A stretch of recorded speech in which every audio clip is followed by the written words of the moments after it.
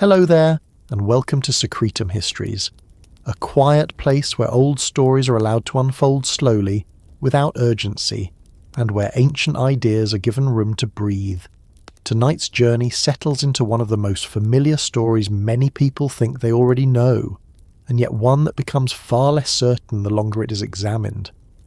The story of Cain and Abel has been repeated for thousands of years, passed from voice to voice, page to page, and culture to culture, often treated as a simple lesson about jealousy, violence, and moral failure. But when the noise of a later interpretation is set aside and the story is placed alongside older traditions from Mesopotamia, something more complex begins to take shape. Not a moral fable with a clean ending, but a fragment of a much older way of thinking about humanity, order, labour, and divine attention. If you find this slow exploration calming or helpful as the day winds down, a quiet gesture of support through a like or subscription helps keep this space steady and available for others who might need it. For now, the pace stays unhurried, the tone stays grounded, and the story moves forward gently, without rushing toward conclusions. The account of Cain and Abel appears early in the biblical narrative, almost immediately after humanity leaves the garden. There are no cities yet, no laws, no kings, and no established systems to explain how people are meant to live together. Two brothers are introduced with minimal description. One works the soil, the other tends animals. They make offerings. One is accepted, one is not. Violence follows, exile follows. The story is brief, abrupt, and oddly restrained. Motives are hinted at but never fully explained. The divine response is firm but measured. Cain is not executed. He is marked, protected, and sent away to wander. The ground itself is said to react to the blood spilled upon it. Even within the biblical text, the emphasis is not only on the act of violence, but on what the world becomes afterward. When this narrative is compared with later moral traditions, it often feels underdeveloped, as though something is missing. There is no detailed explanation of why one offering was favoured.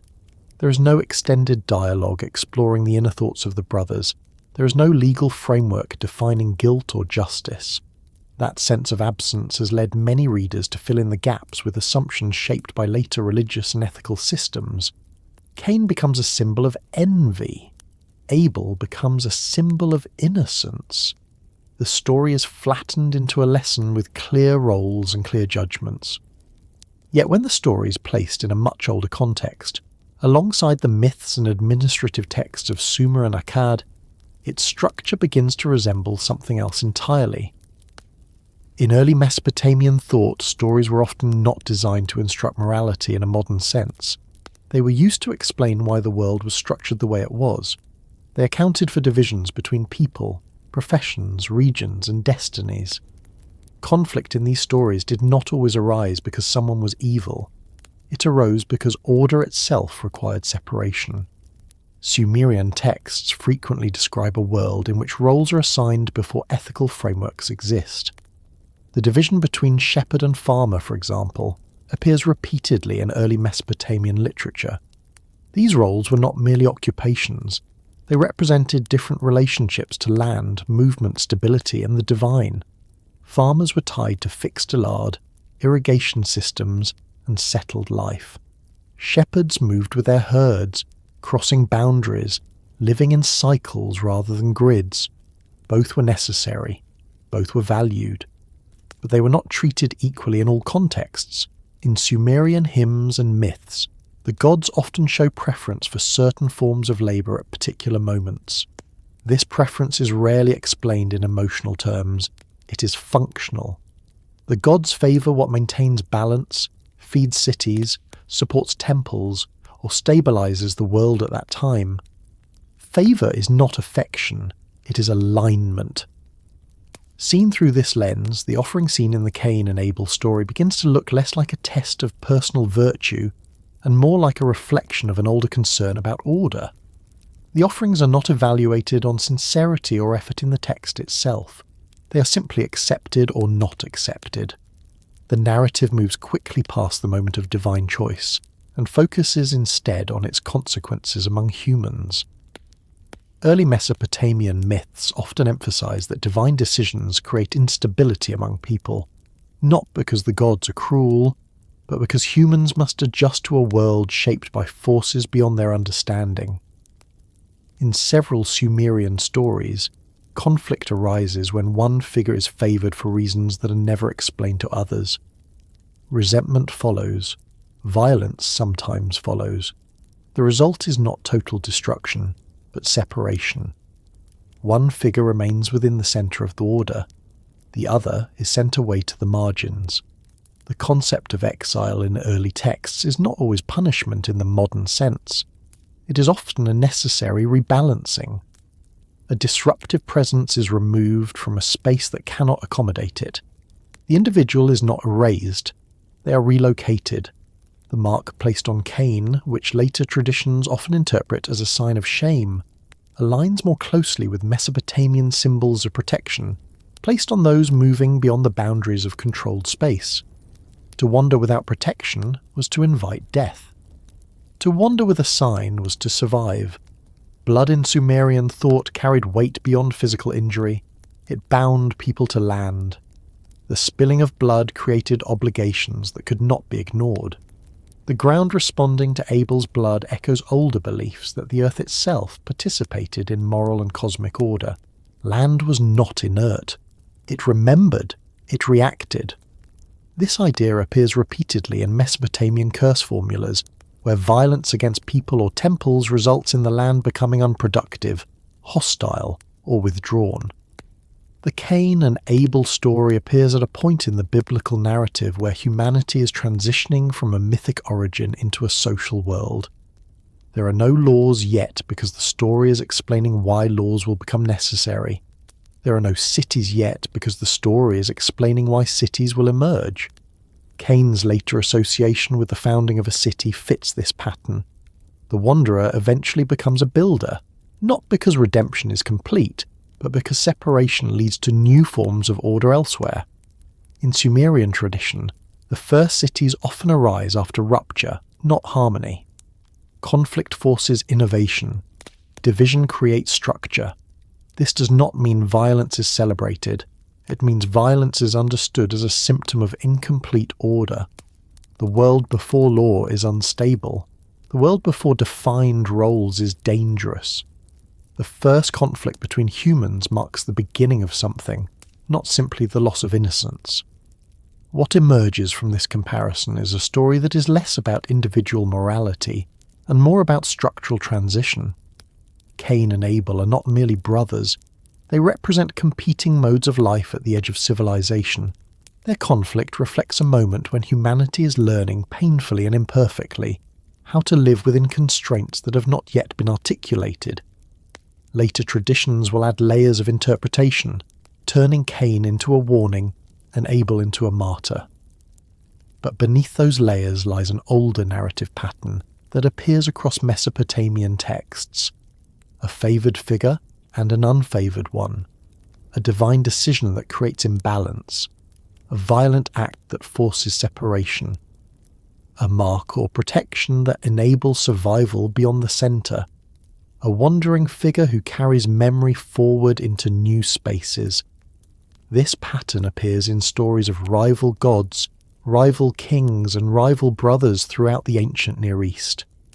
It is not accidental. It reflects how early societies understood the emergence of order. Order does not arrive fully formed. It is carved out of instability, often at great cost. As the story continues, the focus will move deeper into these older parallels, examining how Sumerian texts describe rivalry, divine selection, and the consequences of being out of alignment with an emerging system. The story does not end here.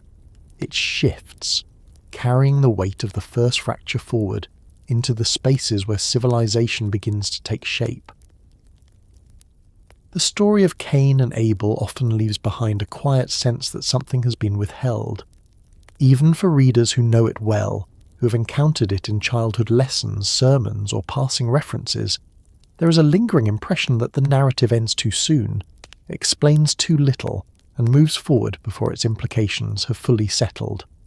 It is not that the story lacks weight. On the contrary, it carries enormous gravity. The first act of human violence, the first death caused by another human, the first exile. And yet the text offers remarkably few details. Motives are barely outlined. Divine reasoning is not explained.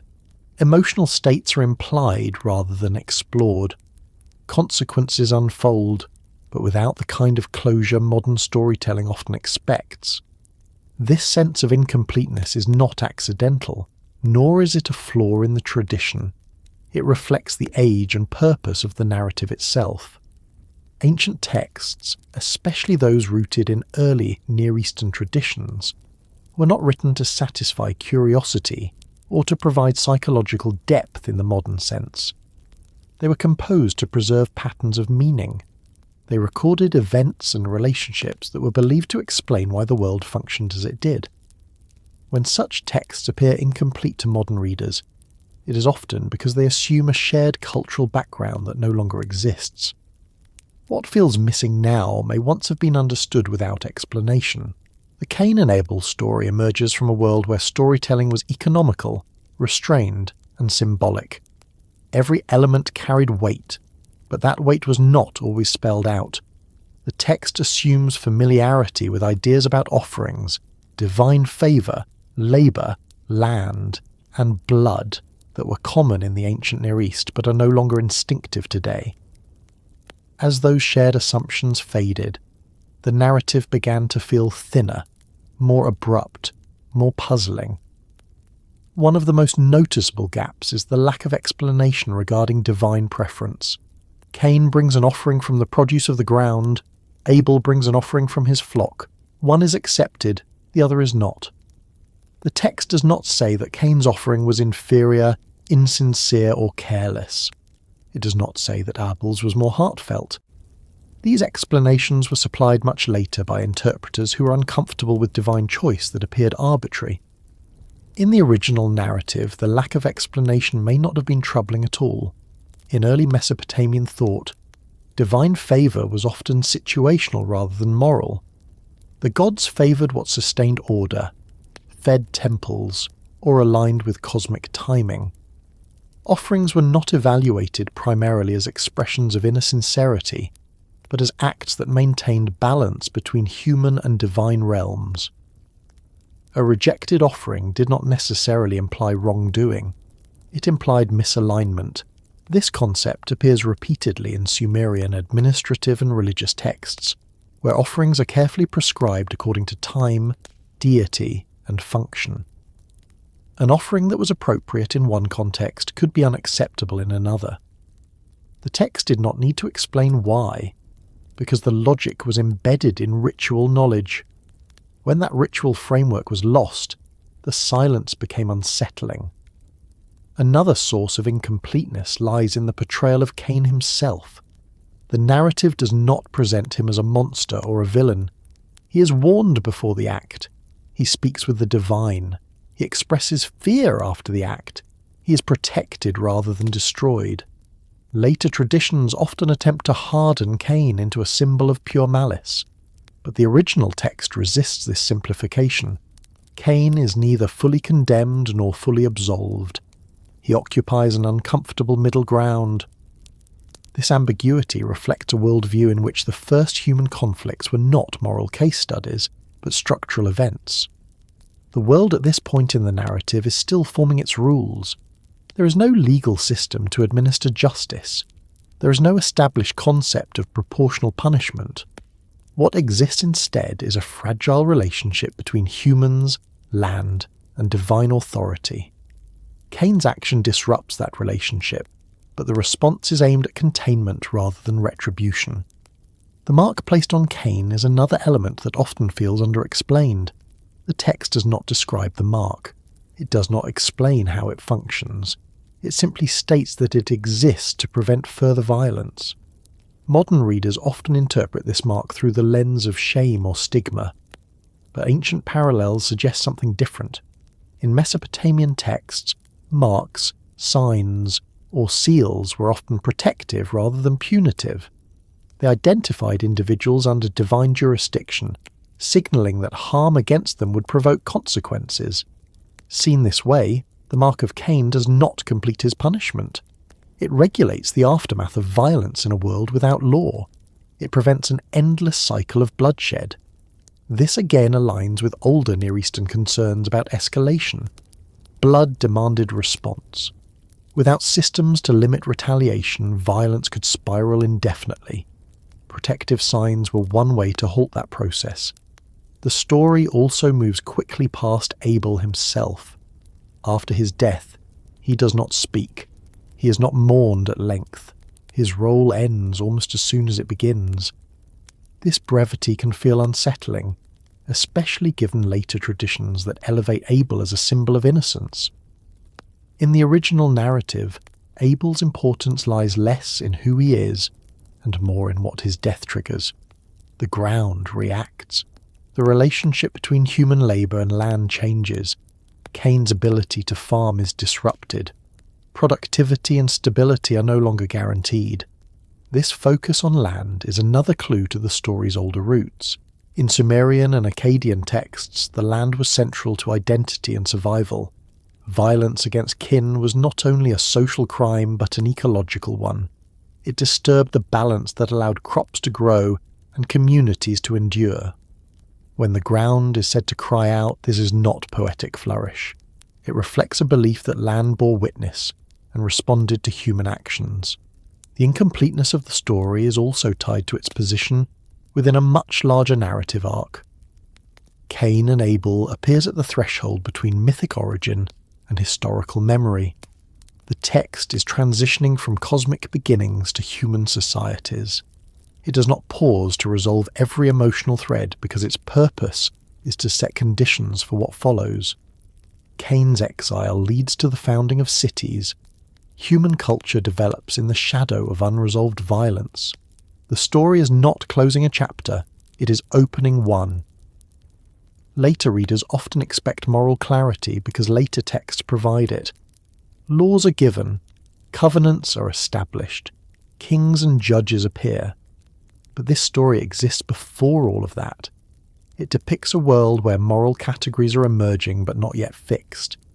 In such a world, stories are necessarily open-ended.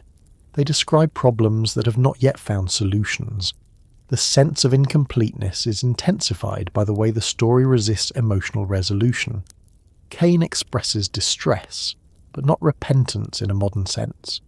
The divine response is firm but measured. There is no reconciliation seen, no restoration of relationship. The narrative simply moves forward. This reflects a worldview that accepted fracture as part of human existence. Not every wound was expected to heal. Some were carried forward as conditions of life. When viewed alongside Sumerian myths of rivalry between brothers or divine figures, this pattern becomes familiar. In several Mesopotamian stories, conflicts are introduced without full explanation, resolved without total restoration, and remembered as turning points rather than lessons.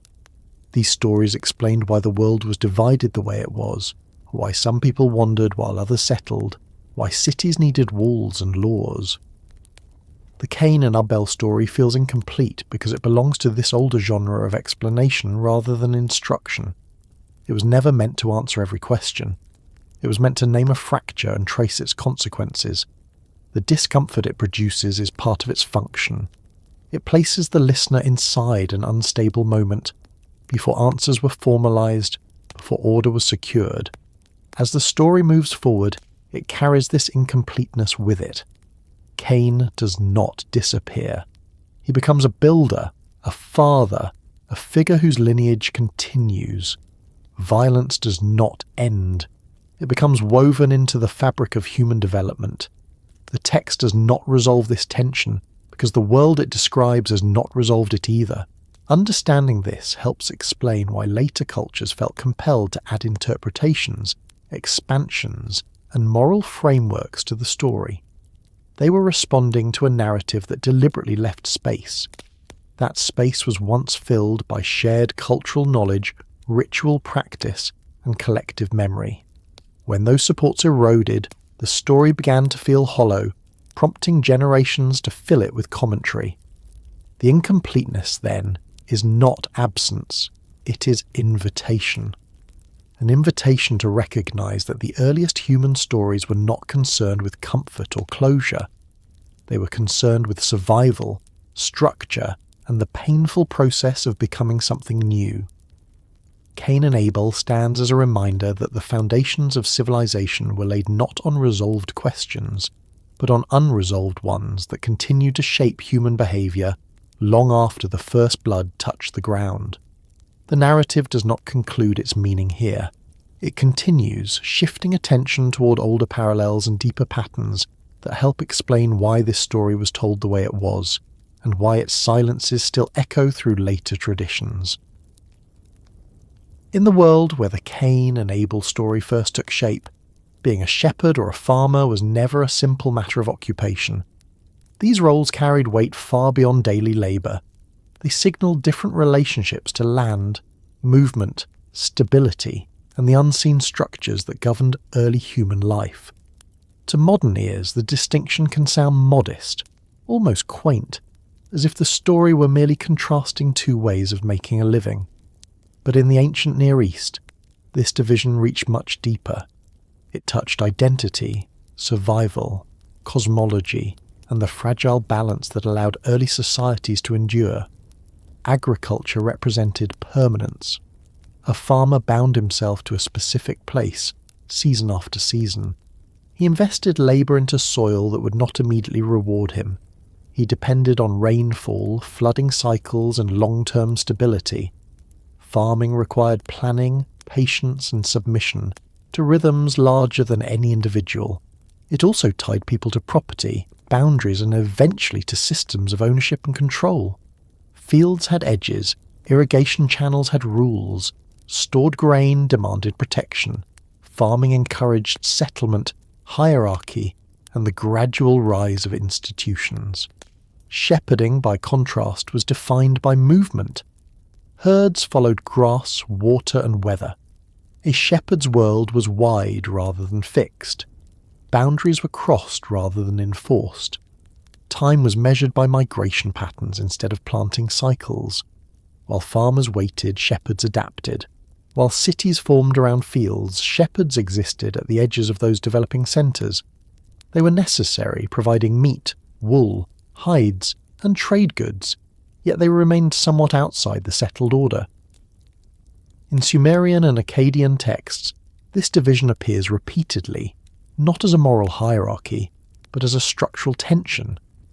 The gods themselves are sometimes associated with one mode of life or the other, depending on the era and the needs of the world.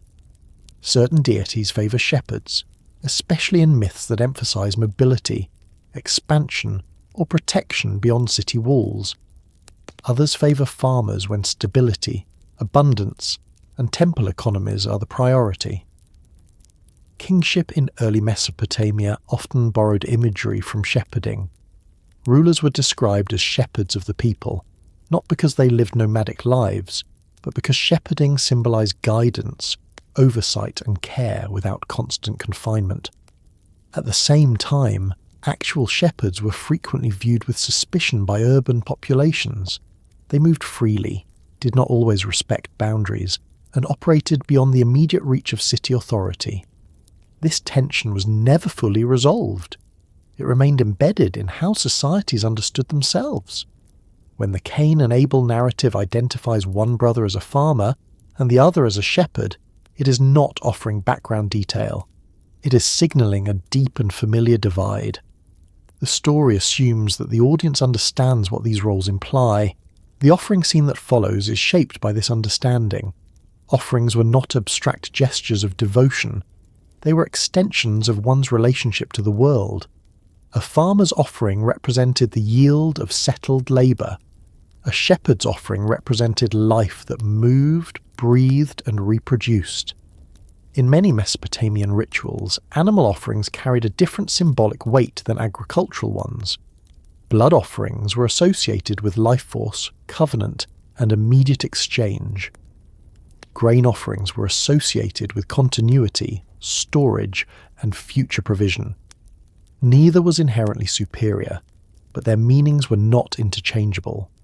Divine preference in such contexts often reflected what the moment required rather than what the individual deserved. Early myths describe periods when the gods favour agriculture to stabilise the world after chaos, and other periods when pastoral life is emphasised to repopulate, expand, or protect fragile systems. These shifts are rarely explained in emotional terms. They are functional adjustments within a living cosmos. Humans experience these shifts as favour or rejection, but the underlying logic belongs to a larger order. This helps clarify why the Cain and Abel story does not explain the divine decision. From an ancient perspective, explanation may not have been necessary. The audience would have recognised the symbolic tension immediately. A choice between farmer and shepherd was never neutral. It echoed older stories of divided brothers, competing economies, and shifting divine priorities. In Sumerian literature, rival brothers often represent different modes of existence rather than good and evil. Their conflict exposes instability within the system rather than personal failure. When one brother is elevated, the other is displaced. Displacement does not mean annihilation.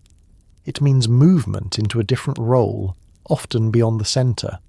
This pattern appears in myths where one figure is granted kingship while another is sent away, not because he is wicked, but because his presence threatens balance. The displaced figure often becomes a wanderer, a founder of distant settlements, or a bearer of knowledge that does not fit neatly within established order. Civilization expands outward through these fractures. The Cain and Abel story reflects this same structural logic. Abel's role as shepherd aligns him with movement, life, and immediacy. Cain's role as farmer aligns him with land, permanence, and control. The rejection of Cain's offering does not necessarily signal moral failure. It signals a disruption in alignment. The system has not yet stabilised enough to absorb both modes without conflict. Cain's reaction, then, unfolds within a world that has no framework for managing such disruption. There are no mediating institutions, no laws, no rituals to redirect resentment. The resulting violence is not portrayed as monstrous, but as catastrophic precisely because it emerges from an unresolved structural tension. The ground-absorbing blood carries particular significance here. For a farmer, the land is not just a resource, it is identity, it is livelihood, it is continuity.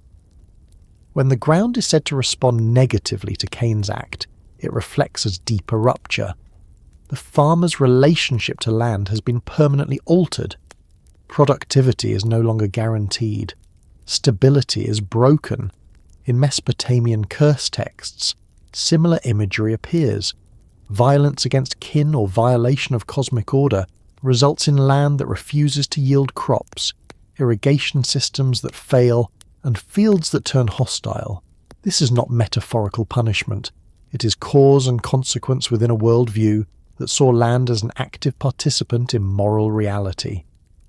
Shepherds, by contrast, were less tied to specific plots of land. Their survival depended on movement and adaptation. This does not make Abel immune to violence, but it situates his role differently within the symbolic landscape of the story. His death marks the end of one mode of life within the narrative, while Cain's exile marks the forced transformation of the other. Cain's later wandering aligns him, ironically, closer to the shepherd's mode of existence. He becomes mobile, unsettled, and detached from the soil that once defined him. This inversion mirrors patterns found in older myths where displaced figures adopt traits of those they have replaced or opposed. Identity shifts under pressure. Over time, as societies became more firmly agricultural and urban, pastoral life increasingly came to be viewed as marginal or backward. Later interpretations of the Cain and Abel story often reflect this shift. Abel becomes idealized as innocent, while Cain is condemned as violent. The deeper structural meaning is flattened into moral allegory. The tension between ways of life is reduced to a lesson about jealousy. Yet the persistence of shepherd imagery in later religious traditions suggests that the older meaning never fully disappeared. Shepherds continue to appear as figures of guidance, protection, and divine favour, even as agriculture dominates daily life. This contradiction reflects a long memory of earlier tensions that shaped civilization's beginnings. Understanding shepherds and farmers as symbolic roles rather than mere professions allows the Cain and Abel story to be seen in a different light. It becomes a record of early humanity grappling with incompatible needs, stability and movement, control and adaptation, settlement and expansion. These forces could not easily coexist without conflict in a world lacking formal systems to regulate them. The story does not resolve this tension, because history itself did not resolve it. Cities rose, but shepherds remained. Laws emerged, but boundaries were still crossed. Civilization advanced, but fractures persisted. The Cain and Abel narrative captures the moment when these forces first collided in human memory.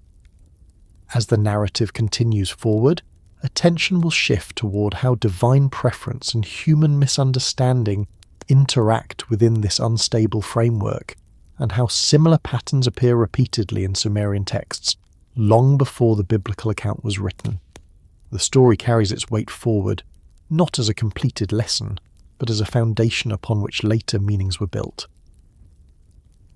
The conflict between Cain and Abel is often treated as a moral origin story, a simple warning placed at the beginning of human history to illustrate the dangers of jealousy, anger, or unchecked emotion. In this reading, the story functions like a lesson meant to guide behaviour, with clear roles assigned and an implied message about right and wrong. Yet this approach sits uneasily with the structure and tone of the original narrative. The text itself does not linger on moral instruction. It does not pause to define virtues or vices. It does not offer a framework for ethical correction. Instead, it presents a sequence of events that unfold with a quiet inevitability, as though the conflict were not a deviation from human nature, but an early expression of it. In the oldest layers of Near Eastern storytelling, conflict is rarely introduced to teach morality in isolation. It is introduced to reveal patterns. These patterns explain how order breaks, how systems fail, and how new forms of structure emerge in response. Violence in this context is not sensationalized. It is diagnostic. It exposes fault lines that already exist beneath the surface. The Cain and Abel story fits squarely within this tradition. The narrative begins without tension. Two brothers are named, their roles are stated, offerings are made. The disruption enters not through personal insult or open rivalry, but through an unexplained imbalance. One offering is accepted, the other is not. This imbalance precedes emotion. The text does not say Cain is angry before the rejection. It describes anger as a response to a perceived shift in order. This distinction matters. The conflict does not originate in character. It originates in structure. In many Sumerian and Akkadian myths, the first conflicts do not arise because someone chooses evil. They arise because the world itself is not yet stable. Roles overlap, authority is unclear, divine priorities shift. When these conditions exist, conflict becomes almost unavoidable. The narrative function of such conflicts is not to condemn individuals, but to illustrate the cost of unresolved systems. This perspective helps explain why the Cain and Abel story does not dwell on Abel's innocence or Cain's wickedness. Abel is not portrayed as virtuous in action. Cain is not portrayed as malicious by nature. They are positioned within a fragile framework that cannot yet contain difference without rupture. The violence that follows is catastrophic, not because it violates a known moral law, but because it occurs before such laws exist. In early Mesopotamian thought, the absence of law was not neutral, it was dangerous. Without codified boundaries, grievances could escalate without restraint. Bloodshed demanded response, but there was no system to regulate that response. This is why many early myths focus on containment rather than justice. The priority is preventing escalation, not assigning blame. The divine warning given to Cain before the act reflects this concern. It is not a sermon, it is a recognition of instability. The text describes a force waiting at the threshold, not as a demon in the later sense, but as an ever-present potential within a disordered system. Cain is addressed as someone standing at a crossroads, not as someone already condemned. The warning acknowledges agency, but it does not reframe the situation as a test of virtue. It frames it as a moment where the structure is under strain. When violence occurs, the response is measured and restrained. There is no execution, no erasure. Instead, there is separation. Cain is removed from the space where the conflict originated. This response mirrors patterns found in older texts, where disruptive figures are relocated rather than destroyed. The goal is to preserve what remains of order, not to satisfy retribution. Seen this way, the first conflict is not an ethical lesson delivered to future generations. It is a record of an early fracture that shaped how human societies understood violence, responsibility, and survival. The story explains why humanity does not begin in harmony, why systems are necessary, and why separation becomes a recurring solution. Later moral interpretations often struggle with this ambiguity. They seek clear villains and heroes because moral instruction benefits from clarity. But the original narrative resists this framing. Cain is not cast out because he is evil. He is cast out because his presence within the existing structure is no longer sustainable. Abel is not elevated because he is righteous. His role ends because the pattern demands it. This pattern appears repeatedly in Sumerian myths involving brothers, rivals, or paired figures. One is favoured, the other is displaced. The displaced figure often becomes associated with innovation, expansion, or the founding of new spaces beyond the original centre. Conflict acts as a catalyst for change rather than a conclusion. In some myths, the displaced figure becomes dangerous. In others, he becomes a culture bearer. What remains consistent is that conflict precedes differentiation. Humanity learns who it is by surviving rupture, not by avoiding it. This worldview does not celebrate violence, but it accepts it as part of the process by which order is negotiated. The Cain and Abel story reflects a world where human relationships are still being defined. Brotherhood does not guarantee harmony. Shared origin does not prevent divergence. These realizations are not presented as moral failures. They are presented as conditions of existence. The first conflict establishes that proximity alone does not create peace. This helps explain why the narrative moves forward without resolution. Cain does not reconcile with the divine in a satisfying way. Abel is not restored. The story simply continues. Humanity does not pause to mourn indefinitely. Life goes on, altered by what has occurred. This continuity reflects the reality of early societies, where survival demanded adaptation rather than closure. The mark placed on Cain reinforces this functional approach. It is not a brand of shame meant to teach future generations about guilt. It is a boundary marker. It signals that further violence must be prevented. The system, however incomplete, is beginning to assert limits. The mark does not moralize Cain's act. It regulates its consequences. In later legal traditions, punishment becomes codified. Crimes are named, penalties are defined. But in this early narrative, the response remains situational. The world is still learning how to respond to harm. The first conflict becomes a reference point, not a finished doctrine. The tendency to read the story as a moral lesson often arises from discomfort with its openness. Modern readers expect narratives to guide behaviour explicitly. Ancient narratives often assumed that behaviour was shaped by environment, ritual, and collective memory rather than individual ethical reasoning. Stories did not instruct so much as they reminded. The Cain and Abel story reminds its audience that violence is not an anomaly introduced by corruption alone. It is a risk embedded in difference, scarcity, and misalignment. This does not excuse violence, it contextualizes it. Understanding this distinction allows the story to be read as a warning about structural instability rather than personal failing. In Sumerian king lists and mythological cycles, periods of conflict often precede the establishment of law or kingship. Disorder reveals the need for governance. The Cain and Abel narrative appears at a similar threshold. It explains why humanity will later require rules, boundaries, and institutions. The first conflict is not the end of innocence. It is the beginning of regulation. The ground's reaction to blood underscores this shift. The land itself becomes implicated in human violence. Productivity is affected. Stability is compromised. This consequence is not framed as divine vengeance. It is framed as a natural response within a world where everything is interconnected. Violence disrupts more than relationships. It disrupts systems. By presenting conflict as pattern rather than lesson, the story avoids simplifying human nature. It does not suggest that avoiding conflict is a matter of moral will alone.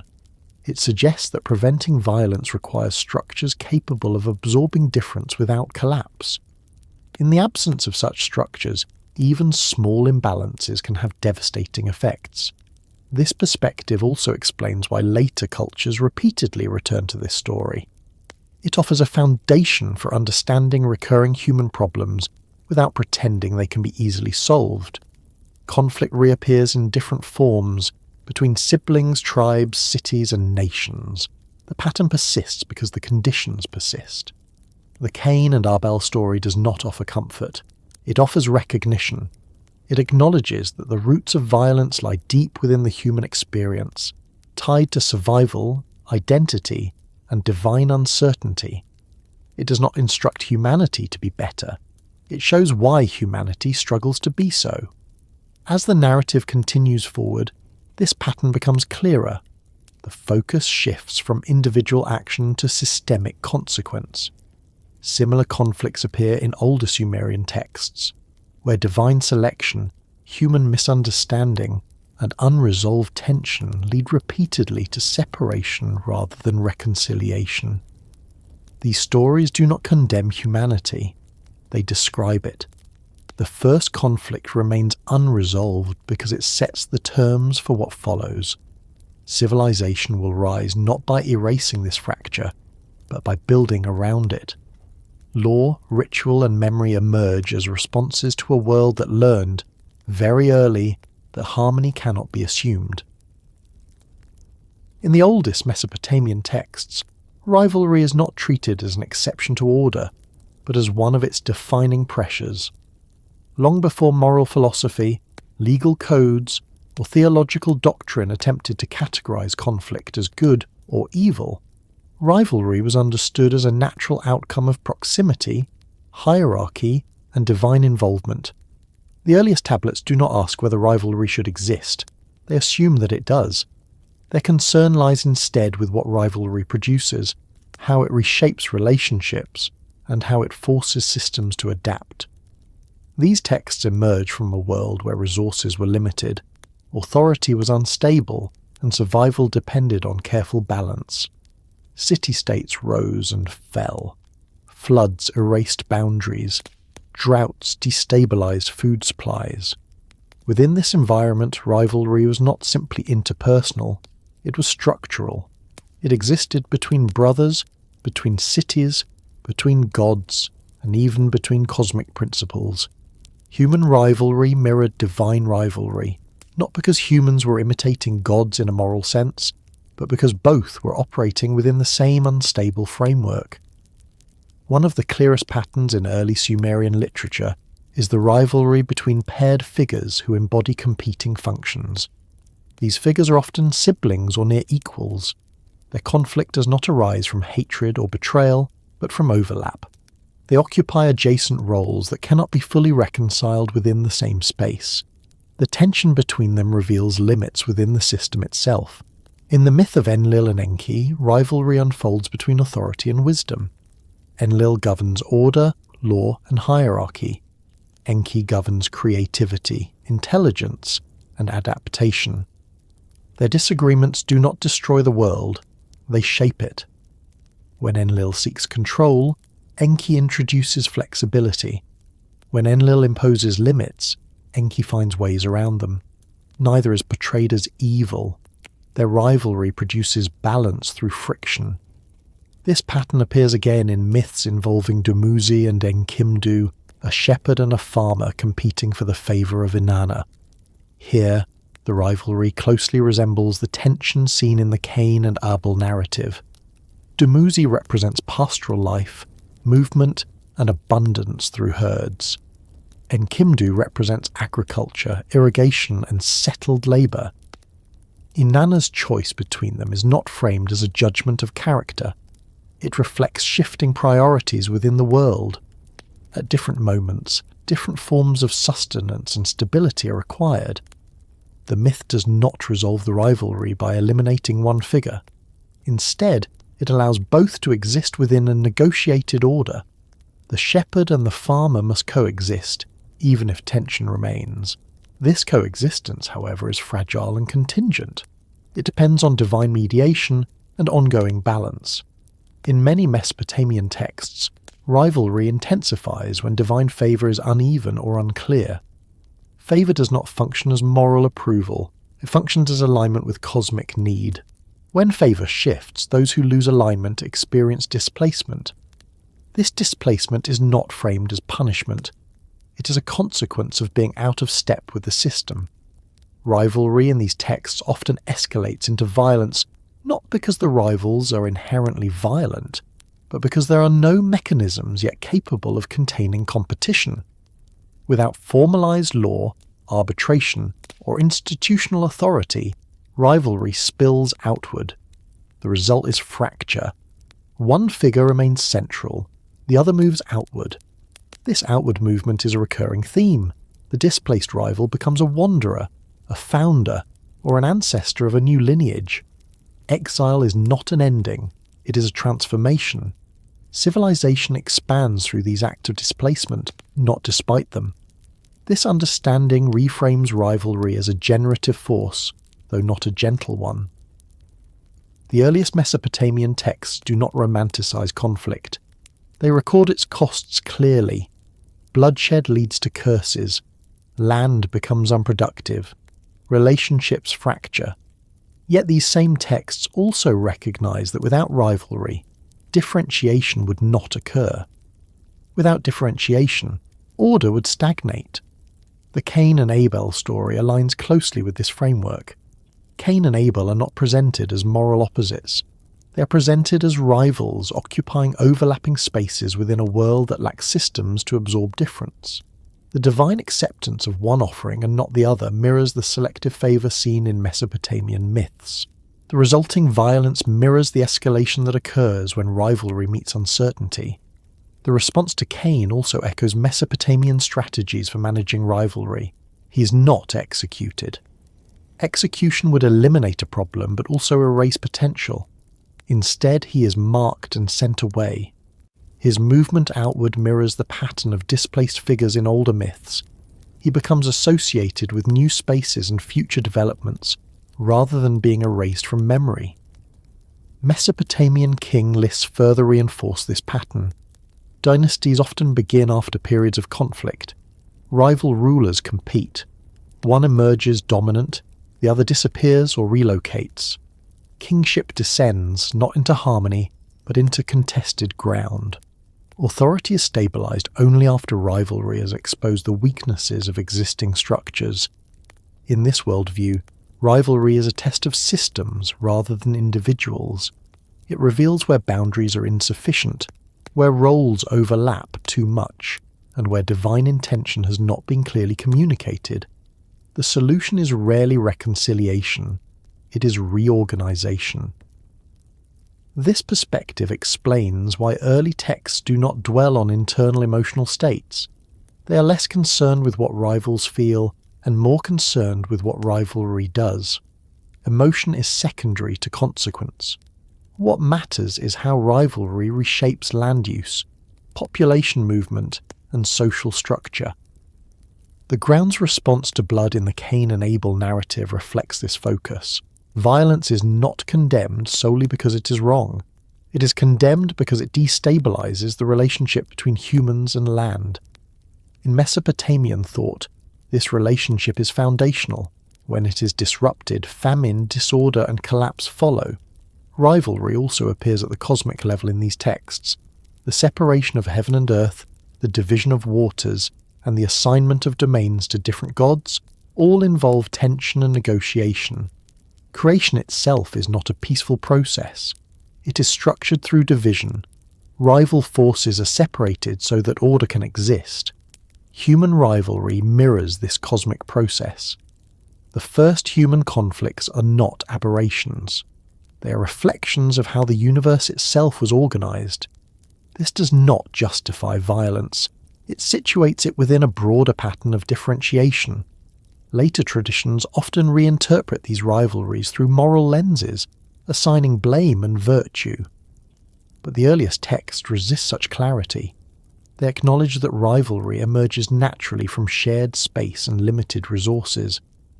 Moral judgment comes later, once systems have matured enough to enforce it. In the Cain and Abel story, this maturity has not yet arrived.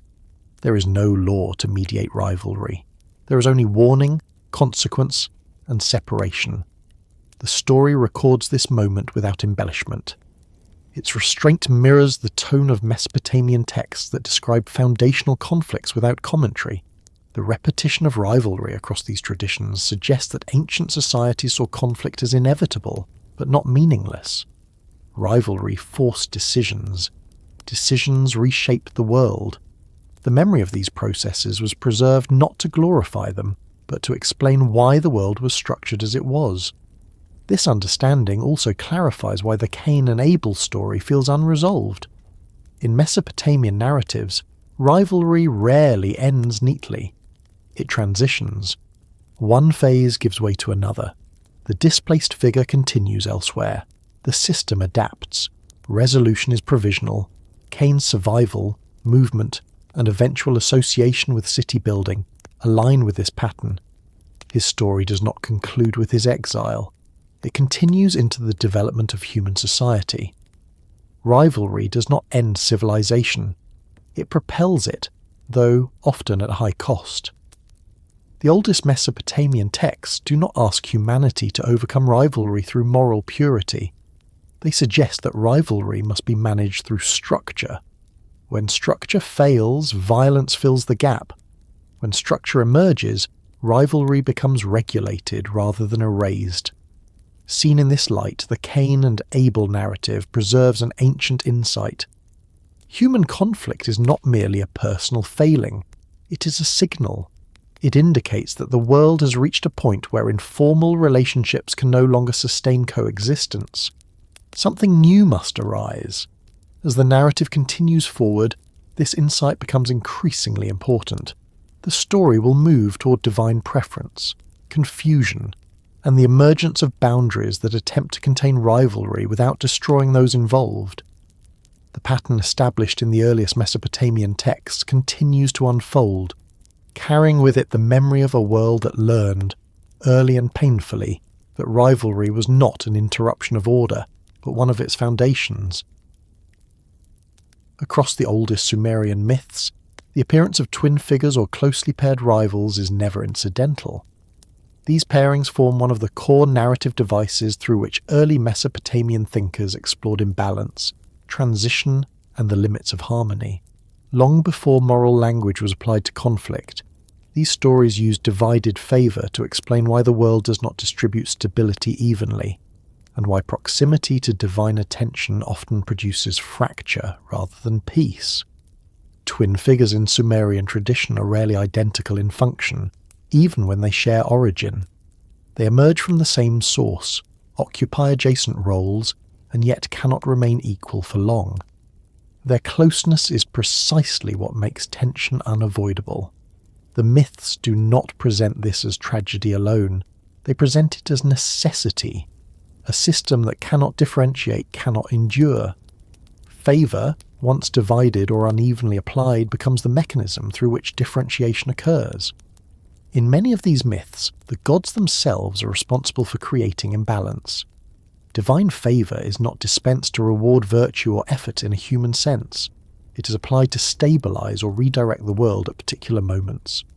When that favour lands on one figure and not another, rivalry emerges as a consequence, not a mistake. The gods do not apologise for this. They do not explain it fully. The imbalance is treated as part of the architecture of existence. One of the earliest and most instructive examples appears in stories involving Enlil and Enki. While not twins in a literal sense, they function as paired opposites emerging from the same divine order. Enlil embodies authority, structure, command and enforcement. Enki embodies wisdom, flexibility, ingenuity and subversion. Both are necessary. Neither can dominate without consequence. When Enlil's authority hardens, Enki's interventions soften its damage. When Enki's creativity threatens order, Enlil reasserts boundaries. Divine favour shifts between them depending on circumstance. At times, Enlil's word is final.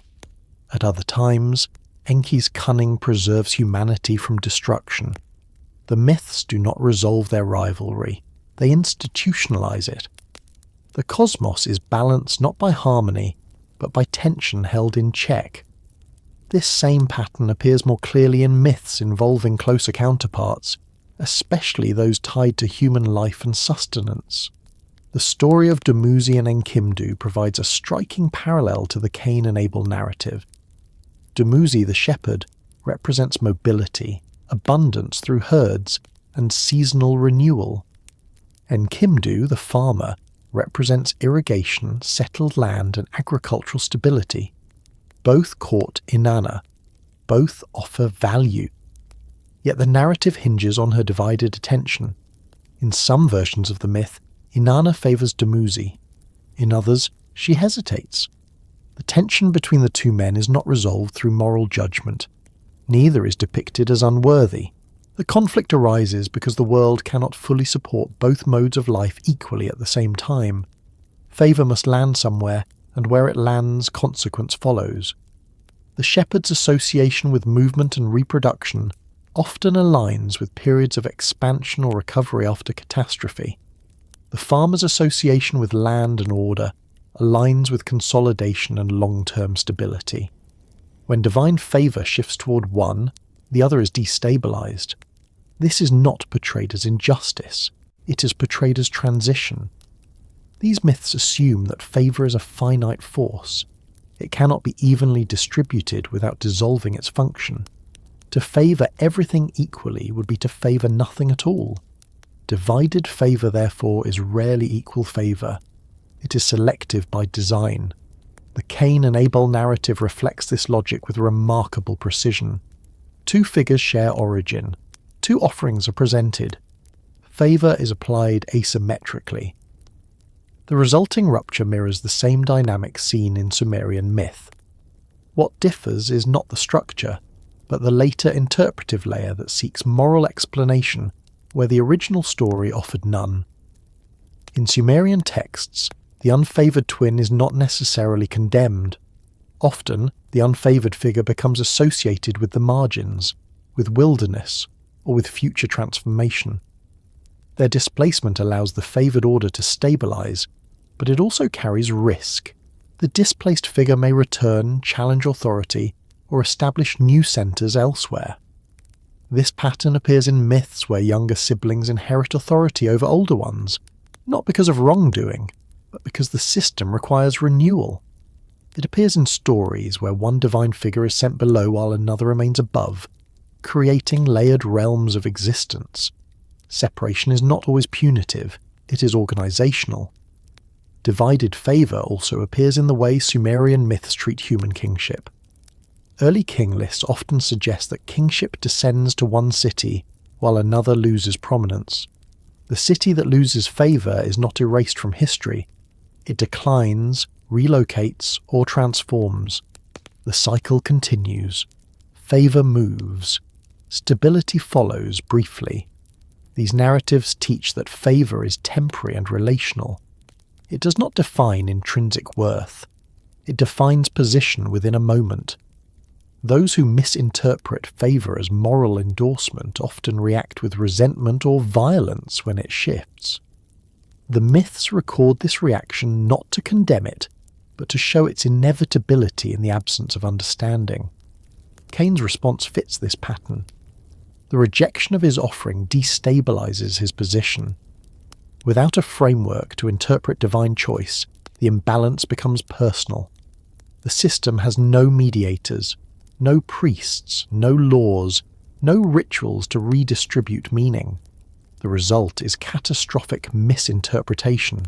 In Sumerian ritual culture, priestly mediation played a crucial role in managing divine favour. Offerings were contextualised. Ritual calendars explained timing. Failure was absorbed into practice. In the Cain and Abel story, this infrastructure does not yet exist. Favour arrives without explanation, and rivalry escalates unchecked. The presence of divine warning before the act echoes Sumerian motifs, where gods recognise impending imbalance but do not intervene directly to prevent it. Intervention would override the process. The myths often allow consequences to unfold so that new structures can emerge. Knowledge is gained through rupture. Twin figures in these stories are rarely allowed to reconcile fully. Reconciliation would collapse differentiation. Instead, one is removed, transformed, or recontextualized. The relationship ends not in healing, but in distance. Cain's exile aligns precisely with this pattern. He is not destroyed. He is not forgiven in a way that restores proximity. He is relocated. Distance becomes the solution. The mark placed upon him functions as a boundary, ensuring that the separation holds without inviting further collapse. In Sumerian myths, protective signs often accompany displaced figures. These signs do not redeem them, they preserve them. Preservation is essential because the unfavoured twin often carries potential that the current order cannot absorb. That potential may be needed later. The later association of Cain with city building fits this logic. The displaced figure becomes a founder. Innovation arises from the margins. This theme appears repeatedly in Mesopotamian tradition, where cultural advances often originate outside the centre of power. Divided favour, then, is not a flaw in the mythic system. It is its engine. Without it, differentiation stalls. Humanity remains undivided, undirected, and static. The cost of movement is fracture. The myths accept this cost without sentimentality. This acceptance does not glorify suffering. It contextualizes it. Violence is never celebrated. It is recorded as consequence. The stories preserve memory not to instruct emotion, but to explain structure. Later traditions, uncomfortable with unresolved tension, recast these myths into moral frameworks. Twin figures become embodiments of good and evil. Favour becomes reward. Rejection becomes punishment. This reinterpretation provides clarity, but it also obscures the original insight.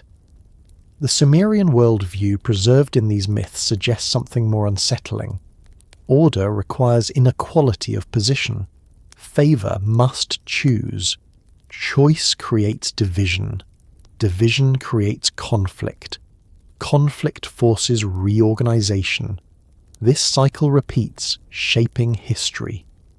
The Cain and Abel narrative, when viewed alongside these myths, appears not as a unique moral anomaly, but as part of a shared ancient grammar. It speaks in the same language of divided favour, structural imbalance, and forced differentiation. Understanding this does not soften the violence of the story. It clarifies why the story unfolds the way it does. Cain's act is not excused. It is explained within a world that lacks the tools to process rejection without collapse. As the narrative moves forward, this pattern will deepen. Divine preference will continue to create confusion. Human response will continue to oscillate between misunderstanding and adaptation. The twin figures of ancient myth remain present, not as relics, but as echoes in every system that must choose where to place its weight. The story does not resolve divided favour because the world has never resolved it. It continues to shape human experience quietly, persistently, long after the tablets were buried and the names of the gods faded from memory. In the ancient world from which the Cain and Abel story emerged, offerings were not personal gestures of devotion in the way they are often imagined today. They were acts of alignment. To offer something was to position oneself within an existing order, to acknowledge one's place in a system that linked humans, land, labour, and the divine. The value of an offering was not measured primarily by sincerity or emotion, but by appropriateness. An offering either fit the moment, the deity, and the structure of the world, or it did not. Acceptance or rejection signalled alignment or misalignment, not affection or displeasure. This distinction is crucial for understanding why divine preference appears so troubling in the Cain and Abel narrative. The text does not describe God as angry with Cain before the offering, nor does it accuse Cain of negligence or deceit. The rejection arrives without explanation, and that silence has unsettled readers for centuries. Yet within older Mesopotamian frameworks, such silence would not have been unusual. Divine choice was not always accompanied by justification, because justification was not always expected. In Sumerian and Akkadian ritual texts, offerings are carefully categorized. Certain gods receive certain materials at certain times. Grain, livestock, drink, incense, and crafted goods all carry specific symbolic and functional meanings. An offering that is perfectly acceptable in one context may be inappropriate in another, not because it lacks value, but because it does not correspond to what the system requires at that moment. The logic is ritual, not emotional. Divine preference, then, is not favoritism in the modern sense. It is selection. The gods choose what sustains balance, reinforces order, or advances a necessary transition. Humans experience this selection as approval or rejection, but the decision operates at a level that does not centre human feelings. This gap between divine logic and human perception lies at the heart of the Cain and Abel story. The problem is not simply that Cain's offering is rejected.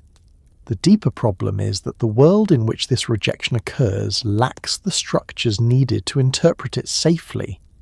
There is no priesthood to contextualize the decision, no ritual calendar to explain timing, no tradition to absorb disappointment into collective understanding. Cain receives a verdict without a framework. In Mesopotamian societies, the priestly class played a critical role in mediating divine preference. When offerings failed, priests interpreted omens, adjusted rituals, or advised corrective action. Failure was rarely final. It was part of an ongoing process of recalibration. The divine-human relationship was managed through repetition and explanation. The Cain and Abel narrative takes place before any such mediation exists. Humanity stands alone before divine decision. The result is destabilizing. Cain interprets rejection as personal diminishment rather than situational misalignment. Without guidance, the meaning of divine preference collapses inward, becoming an emotional crisis rather than a structural signal. This collapse explains why the story pivots so quickly from ritual to violence. The offering scene does not merely precede the conflict, it creates the conditions for it. Divine preference introduces imbalance into a system that cannot yet process imbalance without rupture. The story does not condemn this dynamic, it exposes it. In Sumerian myths, similar moments occur when divine favour shifts abruptly. Flood myths, for example, often describe humanity falling out of favour due to noise, overpopulation, or disruption of cosmic order. The gods' decision to intervene is not framed as moral outrage. It is framed as corrective necessity. Humans suffer not because they are wicked, but because the system demands adjustment. These myths frequently emphasize that humans misunderstand divine intention. They assume punishment where there is recalibration. They assume judgment where there is maintenance. This misunderstanding fuels fear, resentment, and rebellion. The Cain and Abel story echoes this pattern on a smaller scale. The rejection of an offering is read as rejection of the self.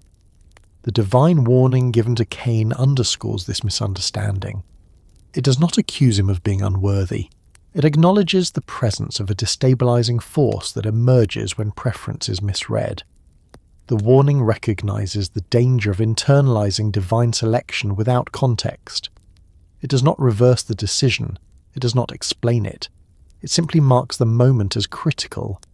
This restraint is consistent with older Near Eastern conceptions of divine responsibility. The gods are not obligated to explain themselves fully. Explanation is a human need, not a divine requirement. The burden of interpretation falls on humans, who must either develop structures to manage it or suffer the consequences of misinterpretation. Offerings in this world function as feedback mechanisms.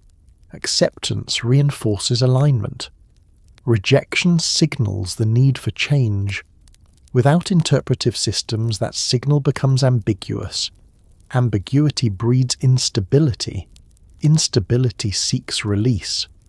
The violence that follows in the Cain and Abel story is not framed as inevitable, but it is framed as understandable within this context. The narrative does not dramatize Cain's anger.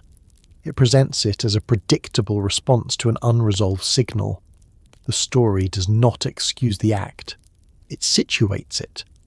Divine preference also creates hierarchy, even in its earliest appearance. The moment one offering is accepted and another is not, difference becomes visible. Visibility creates comparison. Comparison creates resentment when meaning is unclear. This progression appears repeatedly in Mesopotamian texts, where shifts in divine attention destabilize relationships between cities, rulers, or divine figures. In some myths, cities favored by the gods flourish while others decline. The decline is not always attributed to failure. It is often attributed to the movement of divine presence. Temples are abandoned, cult centers shift. The people left behind interpret this as loss, betrayal, or injustice. The texts record their grief without validating their assumptions. This movement of favour reinforces the idea that divine preference is temporary and functional. It does not define ultimate worth. It defines present alignment. The tragedy occurs when humans treat alignment as identity. Cain's story illustrates this confusion in its earliest form. He is defined by his labour. His relationship to land is central to his sense of self. When his offering is rejected, it threatens not just his standing, but his identity. Without a system to reinterpret the event, the threat becomes existential. The ground's later refusal to cooperate with Cain reinforces this collapse. The land, which once sustained him, becomes hostile. This is not portrayed as revenge, it is portrayed as consequence. The system has shifted, and Cain no longer fits within it as he once did. His role must change. In Mesopotamian thought, such shifts often lead to migration, innovation, or the founding of new centers. Those who fall out of alignment with one system may create another. This does not absolve the initial violence, but it explains how civilization continues to expand despite it. The mark placed on Cain further reflects this logic. It does not restore his former position. It preserves him for a different one. Preservation is necessary because divine preference is not final. It moves. The unfavored today may be essential tomorrow. This perspective reframes divine preference as a problem of timing rather than morality. What is rejected now may be accepted later. What fails in one context may succeed in another. The danger lies in assuming permanence where none exists. Later traditions often transform divine preference into moral reward and punishment because such frameworks provide clarity and control. They make behavior predictable. But the earlier stories preserve a more unstable reality. The gods choose, humans react, systems adapt. The Cain and Abel story captures the moment before adaptation is possible. It records the cost of encountering divine preference without interpretive tools. The story does not teach how to avoid rejection. It shows what happens when rejection is misunderstood. This misunderstanding reverberates through subsequent narratives. As laws emerge, offerings become regulated. As priesthoods form, divine preference is mediated. As institutions solidify, the raw volatility of early stories is softened, but the memory remains. The persistence of this story suggests that ancient societies recognize something essential in it. Divine preference, unmanaged, is dangerous. It introduces hierarchy without explanation, difference without context, and judgment without instruction. Humans require systems to survive it.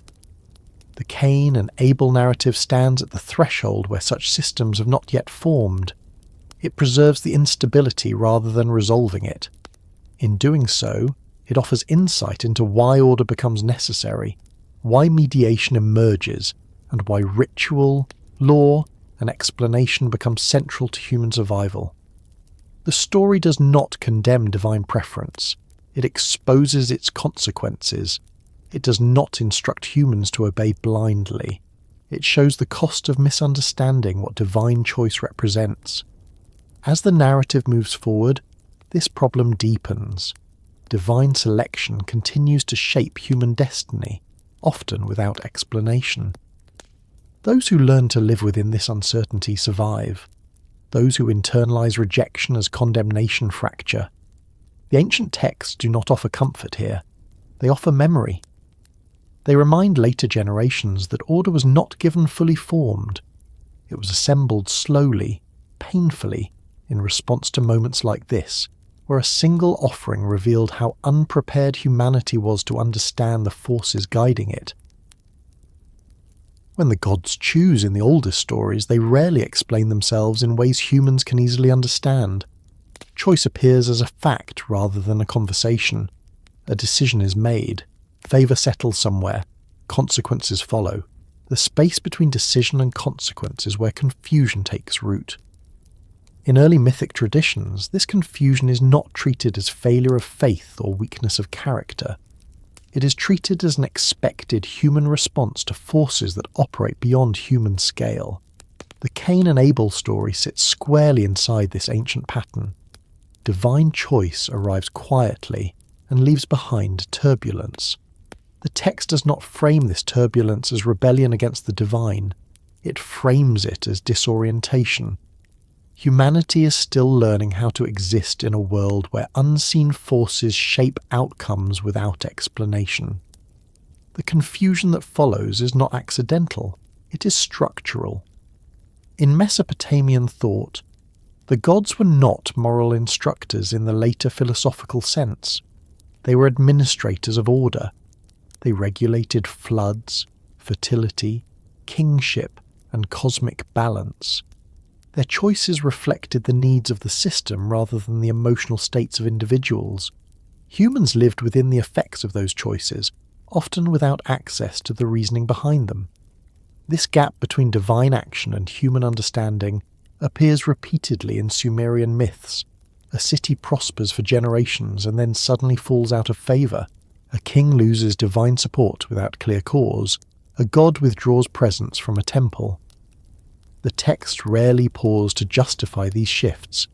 Instead, they record the confusion and instability that follows. In these stories, confusion is dangerous not because it questions divine authority, but because it destabilizes human relationships. When people do not understand why favour has shifted, they search for explanations among themselves. Suspicion replaces trust. Rivalry intensifies. Violence becomes a way to resolve uncertainty when meaning is unavailable. The Cain and Abel narrative compresses this dynamic into a single family. Divine choice introduces imbalance. That imbalance is not explained. The brothers are left to interpret it without guidance. Abel does not speak. Cain receives a warning, but not an explanation. The warning acknowledges risk without resolving confusion. In later religious frameworks, divine choice is often paired with instruction. Laws clarify expectations. Covenants define relationships. Prophets interpret divine will. These structures do not eliminate confusion entirely, but they contain it. The Cain and Abel story exists before any such containment. The result is raw exposure to divine selection. Sumerian myths reflect a similar stage of development. In early texts, divine-human communication is inconsistent and opaque. Omens are ambiguous. Dreams require interpretation. Signs point in multiple directions. Priests eventually emerge to mediate this uncertainty. But in the earliest layers, humanity stands closer to divine power without protective distance. This proximity is not comforting. It is destabilizing. Without interpretation, divine action feels arbitrary even when it is not. Humans project intent onto decisions they cannot decode.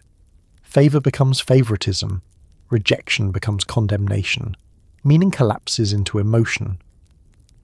The confusion that follows divine choice often centers on identity. In a world where roles are defined by labor, lineage, and proximity to divine favor, losing alignment threatens the self. Cain's identity is bound to the land. When his offering is rejected, his relationship to the land is destabilized. The later curse does not introduce this rupture, it formalizes it. In Mesopotamian texts, similar identity collapses occur when kings lose divine favor. Their authority erodes, their legitimacy is questioned, civil unrest follows. The gods are not portrayed as malicious for withdrawing favor. The texts focus instead on the human inability to absorb the shift without disorder. This pattern reveals an ancient understanding of power. Power without explanation produces fear. Fear seeks resolution. When explanation is absent, resolution is sought through force. The Cain and Abel story reflects this logic with stark simplicity. The divine warning to Cain introduces an important nuance. It suggests awareness of human confusion without resolving it. The warning does not say why the offering was rejected. It does not promise future acceptance. It simply acknowledges the instability that follows misunderstanding. This restraint aligns with Mesopotamian depictions of gods who warn without clarifying, advise without detailing, and observe without intervening directly. Such gods are not indifferent. They operate at a level where explanation would undermine the system they maintain. If divine choice were always fully explained, it would become predictable, manageable, and ultimately subordinate to human expectation. The ancient myths resist this. They preserve divine opacity as a feature, not a flaw. Human confusion, then, is not treated as error. It is treated as a consequence of existing within a cosmos that is larger than human comprehension. The stories do not mock this confusion. They document it. In the Cain and Abel narrative, confusion manifests as internalization. Cain interprets rejection as a personal diminishment. Without external explanation, he turns inward. The narrative does not describe elaborate reasoning. It shows the result: anger, resentment, and displacement of meaning. This inward turn is dangerous because it isolates. In Mesopotamian communities, ritual and collective interpretation served to externalize confusion. Failure was processed communally. In Cain's world, no such community exists. Confusion becomes solitary. The absence of dialogue is striking. Abel does not speak. Cain does not seek counsel. The divine voice appears briefly and then withdraws. Silence fills the space where understanding should be. Silence is not neutral. It amplifies uncertainty. Ancient texts often treat silence as a precursor to transformation. When the gods fall silent, change follows. Floods arrive, cities collapse, kings fall. Silence marks the withdrawal of interpretive support. Humanity must adapt or fracture. The Cain and Abel story occurs in such a silence. Divine choice is made, explanation is withheld, humanity is left to respond. The response is catastrophic, but not surprising within this framework. The mark placed on Cain later functions as a partial restoration of structure. It introduces a boundary. It signals that even in confusion, limits exist. Violence must not spiral indefinitely. The mark does not resolve confusion, it manages consequence. This approach mirrors Mesopotamian strategies for dealing with divine uncertainty. Protective rituals, boundary stones, and omens did not explain divine will. They created zones of safety within its effects. Understanding was secondary to survival. The confusion produced by divine choice also shapes memory. Stories preserve moments of imbalance because they explain why systems were later built. The Cain and Abel narrative explains why law, ritual, and mediation become necessary. It does not present these developments yet. It foreshadows them. Later traditions often retrofit moral clarity onto this confusion. They explain divine choice as reward or punishment. This provides comfort. It restores coherence. But it also simplifies a story that originally captured the instability of early human-divine relationships. The Sumerian worldview preserved in early myths accepts confusion as part of existence. Humans are not expected to fully understand the gods. They are expected to endure their decisions and adapt. Stories record failures not to condemn, but to warn. The warning in the Cain and Abel story is therefore not about sin in the later sense. It is about misreading reality. It acknowledges that misunderstanding divine choice creates danger. It does not promise clarity. It signals risk. As the narrative continues, this confusion does not disappear. It evolves. Humanity begins to build structures to manage it. Cities form. Laws emerge. Priests interpret signs. These developments are responses to the kind of instability this story captures. The Cain and Abel story remains unsettling because it refuses to resolve confusion. It preserves the moment before resolution becomes possible. It reminds later generations that order was not granted fully formed. It was constructed in response to experiences like this, where divine choice arrived without explanation and left humans scrambling to understand their place. The ancient texts do not offer reassurance here. They offer recognition. They acknowledge that humanity has always lived in the shadow of choices it cannot fully explain. Confusion is not a sign of failure. It is a condition of existence in a world shaped by forces beyond immediate comprehension. This understanding reframes the story not as a lesson about obedience or jealousy, but as a record of early human vulnerability. It captures a moment when divine choice exposed the limits of human understanding and forced a reckoning that would echo through every system built afterward. As the narrative moves forward, the consequences of this confusion deepen. The focus will shift toward blood, land, and the absence of law, examining how violence becomes a response to unresolved divine preference, and how ancient cultures attempted to contain that response before justice had a name. Before law existed as a system, before codes were carved into stone or authority was formalized through courts and kings, blood carried meaning that reached far beyond the act of violence itself. In the ancient Near Eastern world, blood was not simply evidence of a crime. It was a destabilizing force. Once spilled, it altered relationships between people, land, and the unseen order that governed reality. The Cain and Abel story preserves a memory of this world, one where bloodshed occurred in the absence of rules capable of containing it, and where consequence unfolded not through judgment, but through reaction. In later societies, violence is framed primarily as a violation of law. Punishment restores balance by enforcing agreed rules. But in the world Cain inhabits, no such rules exist yet. There is no concept of legal guilt or prescribed penalty.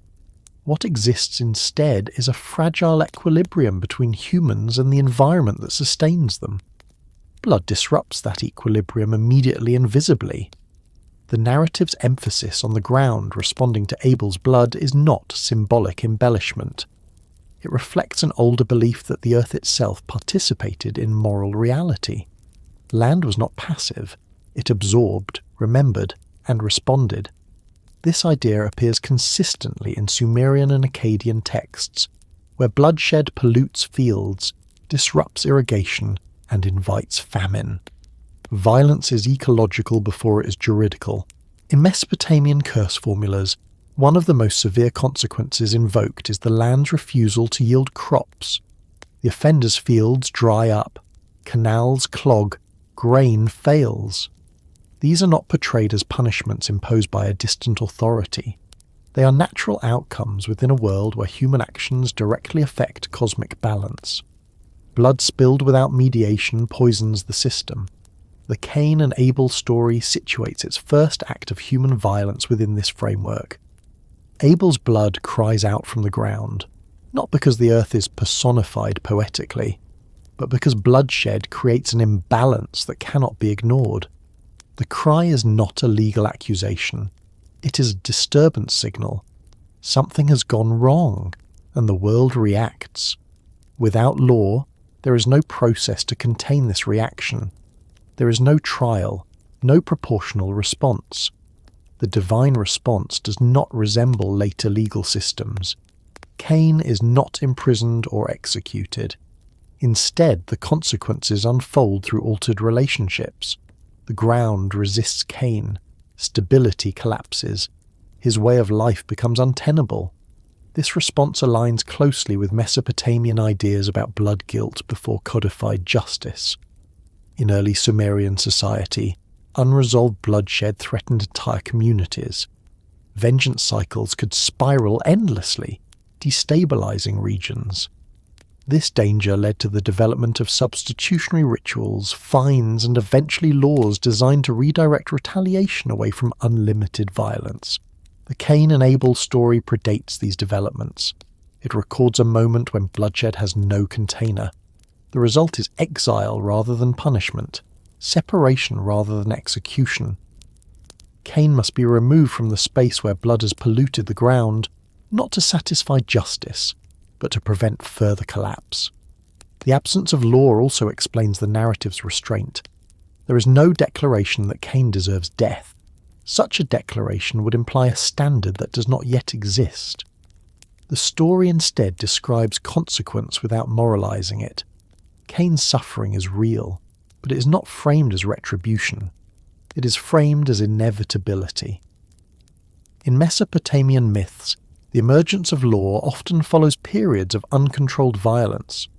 Disorder reveals the need for regulation. The earliest legal codes, such as those attributed to Ur-Nammu, focus heavily on limiting retaliation and defining compensation. These laws do not eliminate violence.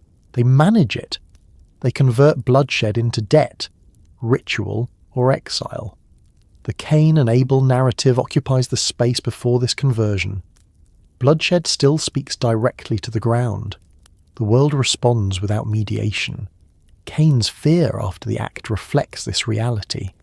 He does not fear divine punishment alone. He fears uncontrolled retaliation. Anyone who encounters him may kill him, not because of law, but because blood demands response. The mark placed on Cain must be understood within this context. It is not primarily a sign of shame. It is a protective boundary introduced to halt escalation. It signals that Cain's blood is now protected, that further violence will not restore balance but deepen chaos. The mark functions as an early substitute for law, a single rule imposed to prevent unlimited consequence. This strategy mirrors Mesopotamian practices where kings or gods declare amnesties or impose temporary prohibitions to stop cycles of vengeance. Such interventions do not erase blood guilt. They suspend its effects long enough for order to reassert itself. The ground's role remains central throughout this process. Cain's curse is not that he is condemned morally, but that his relationship with the land is broken. For a farmer, this is catastrophic. His identity, livelihood, and future are bound to soil that now rejects him. The land no longer responds to his labour. The most basic human contract is severed. In early Mesopotamian thought, this severance is among the gravest consequences imaginable. To be cut off from productive land is to be cut off from community and continuity. Wandering becomes the only option. Movement replaces stability. Survival replaces growth. This transition from settled life to wandering is not unique to Cain. It appears repeatedly in ancient narratives where bloodshed precedes migration. Groups that could not contain violence internally were forced outward. New settlements formed on the margins. Civilization expanded through displacement. The Cain and Abel story preserves this pattern at its origin point. Violence occurs. The land reacts. Separation follows. The story does not frame this as moral lesson alone. It frames it as structural necessity. The system cannot sustain both bloodshed and stability simultaneously. The lack of law also explains the story's emotional sparseness. There is no mourning ritual for Abel, no communal lament. Such rituals emerge later, alongside legal and religious institutions. In this early world, loss is absorbed silently. Memory persists, but ceremony has not yet formed. This silence heightens the story's unease. Modern readers often expect expressions of grief or outrage. The absence of these responses reflects a world where survival leaves little room for ritualized emotion. The narrative records what happened, not how it should be felt. Blood on the ground before law existed represents a moment of raw consequence. Actions produce effects without interpretation. There is no buffer between deed and outcome. The story preserves this immediacy, resisting later attempts to soften it through moral abstraction. As societies evolved, law emerged to interpose meaning between action and consequence. Bloodshed became crime rather than cosmic disturbance. Punishment became defined rather than open-ended. Rituals absorbed guilt. Courts replaced vendetta. The Cain and Abel story remembers what came before this transformation. It does not argue against law. It explains why law became necessary. Without regulation, violence destabilizes not only relationships, but the environment itself. The earth becomes hostile. Life becomes precarious. The story also hints at the cost of this transformation. Law will bring order, but it will also distance humans from the immediacy of consequence. Blood will no longer speak directly from the ground. It will speak through institutions. Something raw will be lost even as stability is gained. This tension between immediacy and mediation remains present throughout human history. The Cain and Abel narrative marks the moment when humanity first confronts it. Blood is spilled. The world responds. No rule exists to explain why. As the narrative continues forward, the focus will shift toward how humanity begins to cope with this reality. The emergence of boundaries, marks, and separation foreshadows the systems that will later formalize justice. The story does not end violence. It records the conditions under which humanity learned that uncontained bloodshed could not coexist with survival. Before law existed, blood on the ground was enough to change everything.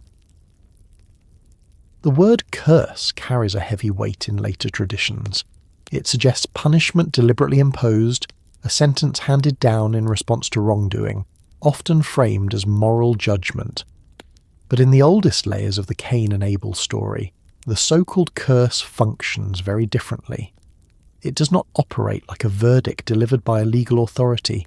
It behaves instead like a separation that has already begun and is now being acknowledged. The text does not describe a new state being inflicted upon Cain so much as it describes an existing rupture being made permanent. This distinction matters because it shifts how the entire story is understood. If the curse is punishment, then the narrative is about retribution. If the curse is separation, then the narrative is about containment. The ancient world leaned heavily toward the second understanding. Early societies were less concerned with assigning moral blame than with preventing instability from spreading. The response to violence was not primarily to condemn the offender, but to isolate the damage.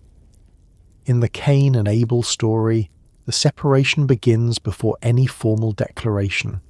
Cain's relationship with the ground changes immediately after the act. The soil no longer responds to him in the same way. His labour loses its effectiveness. His role within the system collapses. By the time the divine voice speaks again, the separation is already underway. The spoken curse does not initiate the rupture. It names it. This naming function is common in ancient Near Eastern texts. Divine speech often does not create reality so much as articulate what has already shifted. When gods speak, they describe conditions that have emerged from imbalance. Their words formalize consequences rather than inventing them.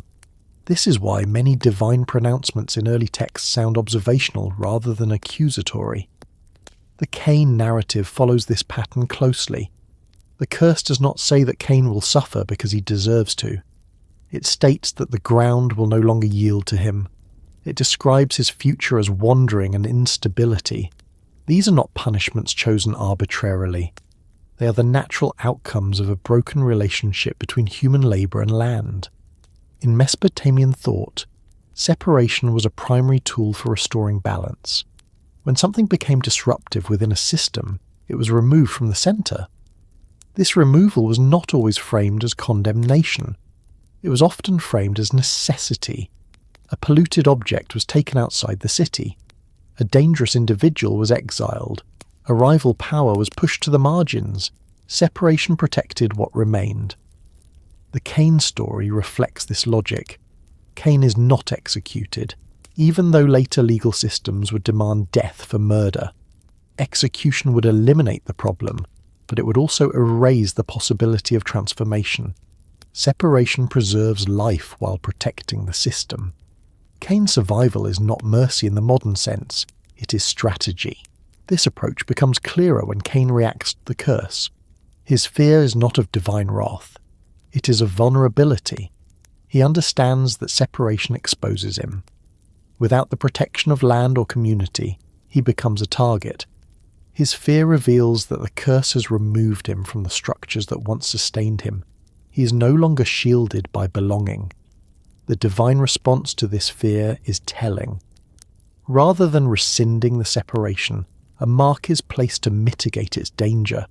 The separation remains. Cain must leave, but the risk of endless retaliation is reduced. This reinforces the idea that the curse is not about punishment, it is about managing consequence. In early Mesopotamian practice, similar measures were taken to prevent cycles of violence. A guilty party might be exiled rather than killed. Protective signs or declarations might be issued to prevent further bloodshed. The goal was not to satisfy abstract justice, but to stabilize the community. The curse of separation also explains why Cain later becomes associated with founding a city. Exile does not lead to erasure, it leads to relocation. Displaced figures in ancient narratives often become innovators. They carry knowledge, memory, and technique into new spaces. Civilization spreads outward from points of fracture. This pattern appears repeatedly in Mesopotamian myths and historical records. Cities rise after migrations triggered by conflict. New centres emerge when old ones can no longer contain internal tension. Separation becomes a driver of expansion rather than an endpoint. Understanding the curse this way also clarifies why it is not described in emotional terms. There is no expression of divine anger, no prolonged condemnation. The language remains restrained. The focus stays on altered conditions rather than emotional states. This restraint reflects a worldview where the gods maintain balance rather than administer justice in a personal sense. Later traditions often reinterpret this curse as a moral sentence, because moral frameworks require clear consequences. But the earliest version resists this clarity. It presents a world where actions reshape relationships rather than triggering formal penalties. Cain's suffering is real, but it is not theatrical. It unfolds quietly through loss of stability. The separation also introduces a new human condition. Before this moment, humanity exists in proximity. Family units are intact. Labour is tied to land. After the separation, wandering becomes part of human experience. Movement replaces rootedness. This shift marks a turning point in the narrative of civilization.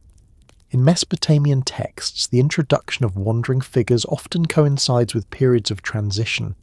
Nomadic life appears alongside settled life, not as a primitive stage, but as an alternative mode of existence. The tension between these modes shapes social development for centuries. Cain's forced movement places him within this tension.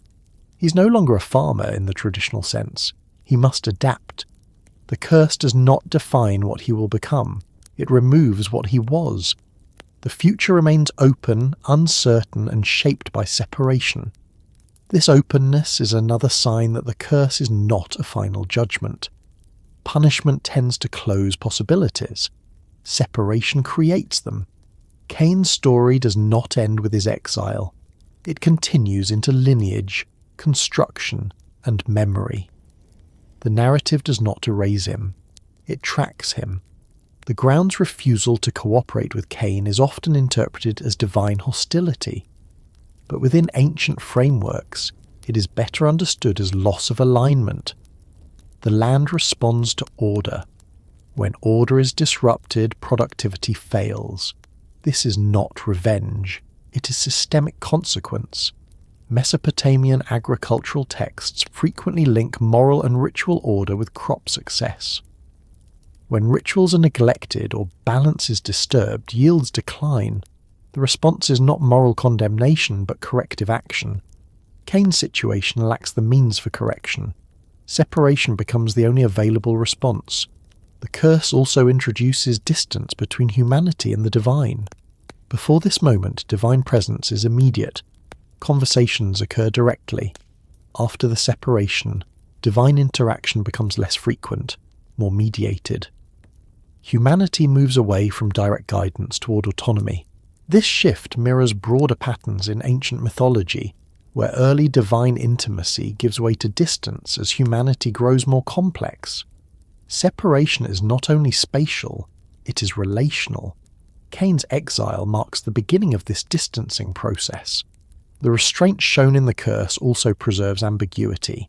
It does not define Cain's moral status definitively. He is neither forgiven nor utterly condemned. This ambiguity reflects a world still forming its ethical categories. The story does not rush to closure because closure would misrepresent the stage of development it describes. The idea of curse as separation rather than punishment also explains why later cultures struggled with this story. As legal and moral systems solidified, ambiguity became uncomfortable. Interpreters sought clear lessons, clear judgments, and clear outcomes. The original narrative offered none of these cleanly. Instead, it offered a memory of instability. It preserved the sense that early human life unfolded without safety nets. Actions had consequences, but those consequences were not neatly framed. The curse names this reality rather than resolving it. Cain's separation sets a precedent. Future stories will repeat this pattern. Disruptive figures will be removed rather than destroyed. New orders will emerge at the margins. Civilization will grow through exclusion as much as inclusion. This does not justify violence. It explains its role in shaping history. The story does not excuse Cain's act. It refuses to reduce it to moral theatre. It situates it within a system that has not yet learned how to respond differently. The curse, then, is not an ending. It is a boundary. It marks where Cain can no longer remain, not where he must cease to exist.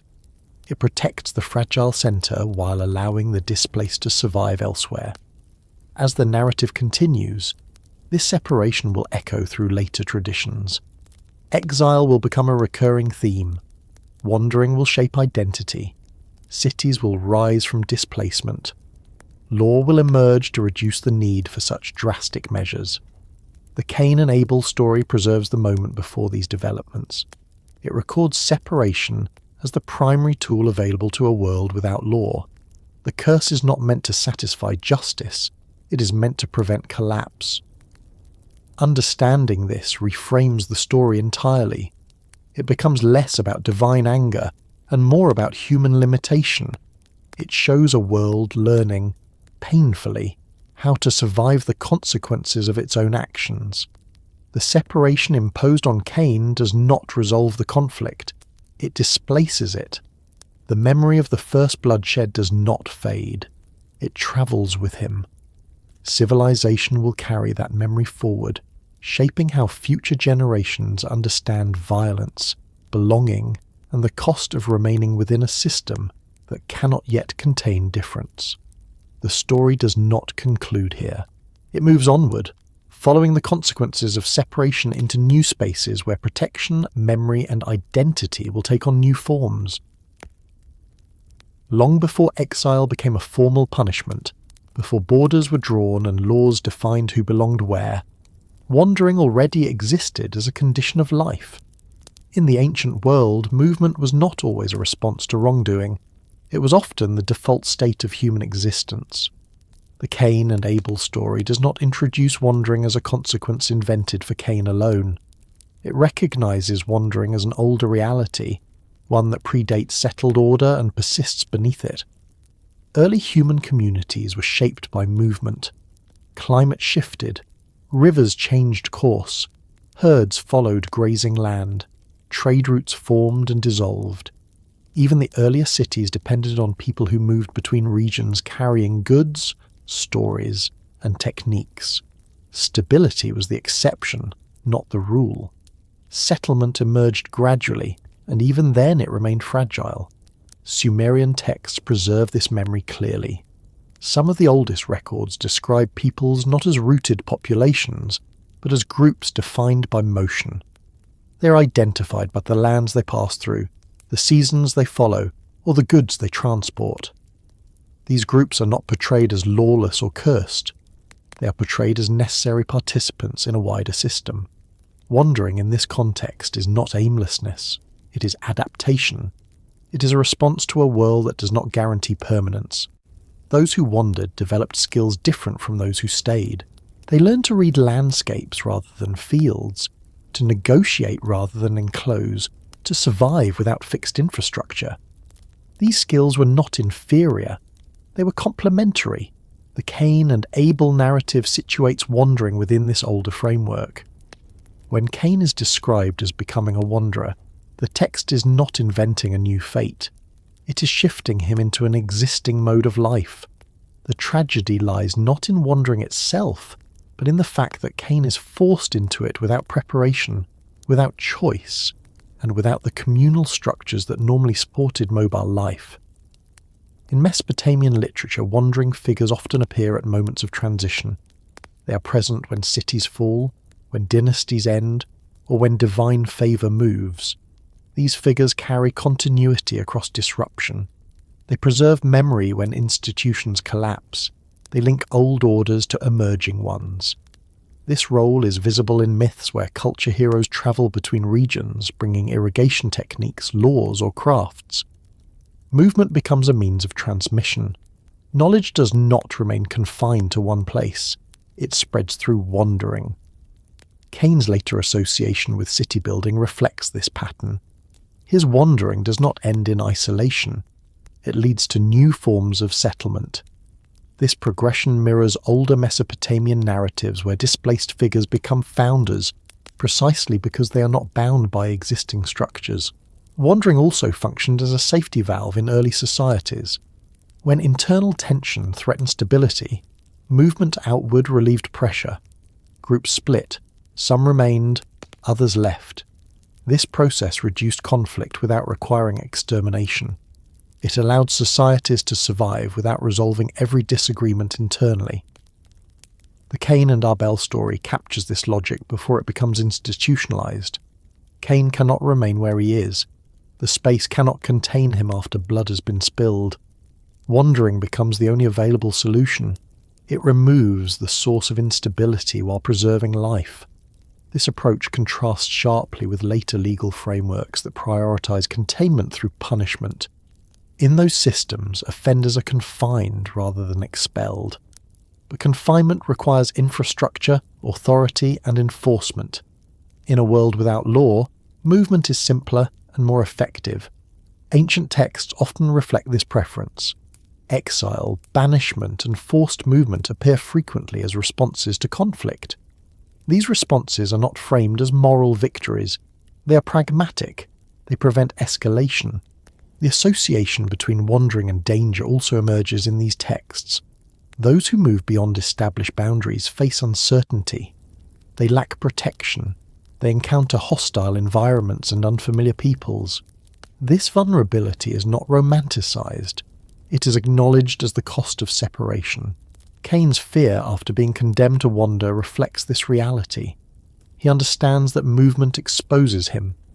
Without land or community, he becomes dependent on chance. The mark placed upon him addresses this vulnerability directly. It does not remove the danger of wandering, it mitigates it. In Mesopotamian tradition, protective symbols often accompanied those who travelled beyond controlled spaces. Amulets, seals, and declarations of divine protection served to reduce risk. These symbols did not eliminate hardship. They signalled that the wanderer was not entirely abandoned. This practice reinforces the idea that wandering was a recognised condition, not a curse invented for moral instruction. It required management, not condemnation. Those who wandered needed protection because they performed necessary functions within the broader system. The biblical narrative preserves this understanding subtly. Cain is not stripped of divine attention entirely. He is marked. He is acknowledged. His movement is constrained, not erased. This restraint reflects an ancient sensibility that recognizes wandering as dangerous but essential. The theme of wandering also predates the concept of land ownership as a moral right. In early Mesopotamian society, land was controlled by temples and kings. Individuals held use rights rather than absolute ownership. Movement between lands was common, especially for labourers, traders, and herders. The farmer's identity, which Cain embodies initially, represents a later stage of development. It assumes stability, tenure, and continuity. When Cain loses access to land, he is not falling into an unknown category. He is reverting to an older one. This reversal intensifies the story's tension. Cain is not only separated spatially, he is separated temporally. He is pushed backward into a mode of life that predates settled order. This regression feels like loss because the narrative is moving forward towards civilization. Yet ancient myths often portray regression as a source of renewal. Returning to older modes allows for reconfiguration. What is lost in stability may be gained in adaptability. The displaced figure becomes a bridge between worlds. This duality appears in stories where wandering heroes acquire knowledge unavailable within cities. They encounter gods, monsters, or distant cultures. Their movement exposes them to danger but also to insight. They return changed, or they establish something new elsewhere. Cain's story hints at this pattern without elaboration. The narrative does not describe his wandering in detail. It acknowledges it and moves on. This restraint reflects the story's focus on consequence rather than adventure. The transformation is implied rather than dramatized. Wandering also carries symbolic meaning in these traditions. It represents uncertainty, openness, and lack of control. It contrasts with enclosure, regulation, and predictability. Societies that valued order viewed wandering with ambivalence. It was necessary but unsettling. This ambivalence persists in later texts. Wanderers are often portrayed as dangerous or untrustworthy, yet they remain indispensable. They connect regions, spread ideas, and test boundaries. Civilization relies on them even as it seeks to contain them. The Cain and Abel story captures this tension at its origin. Cain becomes the first wanderer not because wandering is sinful, but because it becomes unavoidable in a world that cannot yet regulate violence. His movement exposes the limits of early human order. The fact that the story does not end with Cain's wandering suggests that wandering is not the final state. It is a phase. The narrative continues into lineage and settlement. Movement leads to new forms of stability, albeit ones shaped by memory of displacement. This progression mirrors historical patterns. Nomadic groups often give rise to settled communities over time. Movement precedes enclosure. Exploration precedes consolidation. The story aligns with this broader rhythm. Understanding wandering as an ancient theme rather than a punitive invention reframes the Cain narrative significantly. It shifts attention away from moral condemnation towards social development. The story becomes less about what Cain deserves, and more about what the world requires to survive its first rupture. The land's rejection of Cain forces him into movement, but it does not define his destiny entirely. It sets conditions. How he responds remains open. This openness reflects a worldview that acknowledges constraint without predetermination. Later traditions often treat exile as an endpoint, a state of loss with no return. The earlier stories do not share this rigidity. They present movement as cyclical. People leave and return. Orders rise and fall. Stability is temporary. The Cain and Abel narrative preserves this early understanding. Wandering is not portrayed as eternal punishment. It is portrayed as a necessary response to instability. The story does not promise restoration, but it does not foreclose it either. This nuance is often lost when the story is read through later legal or moral frameworks. Those frameworks require clear categories and final outcomes. The ancient narrative resists such closure. It records a world in motion. Wandering, then, is not merely a consequence in the Cain story. It is a reminder of humanity's origins, before cities, before law, before fixed identity. Movement defined survival. The story recalls this reality at the moment when humanity begins to forget it. As the narrative continues, wandering will intersect with memory, protection, and the formation of new spaces. The displaced figure will carry the imprint of the first conflict into the structures that follow. Civilization will grow not only from stability, but from the paths carved by those who could not remain where they began. The theme of wandering lingers beneath the surface of later traditions because it never fully disappears.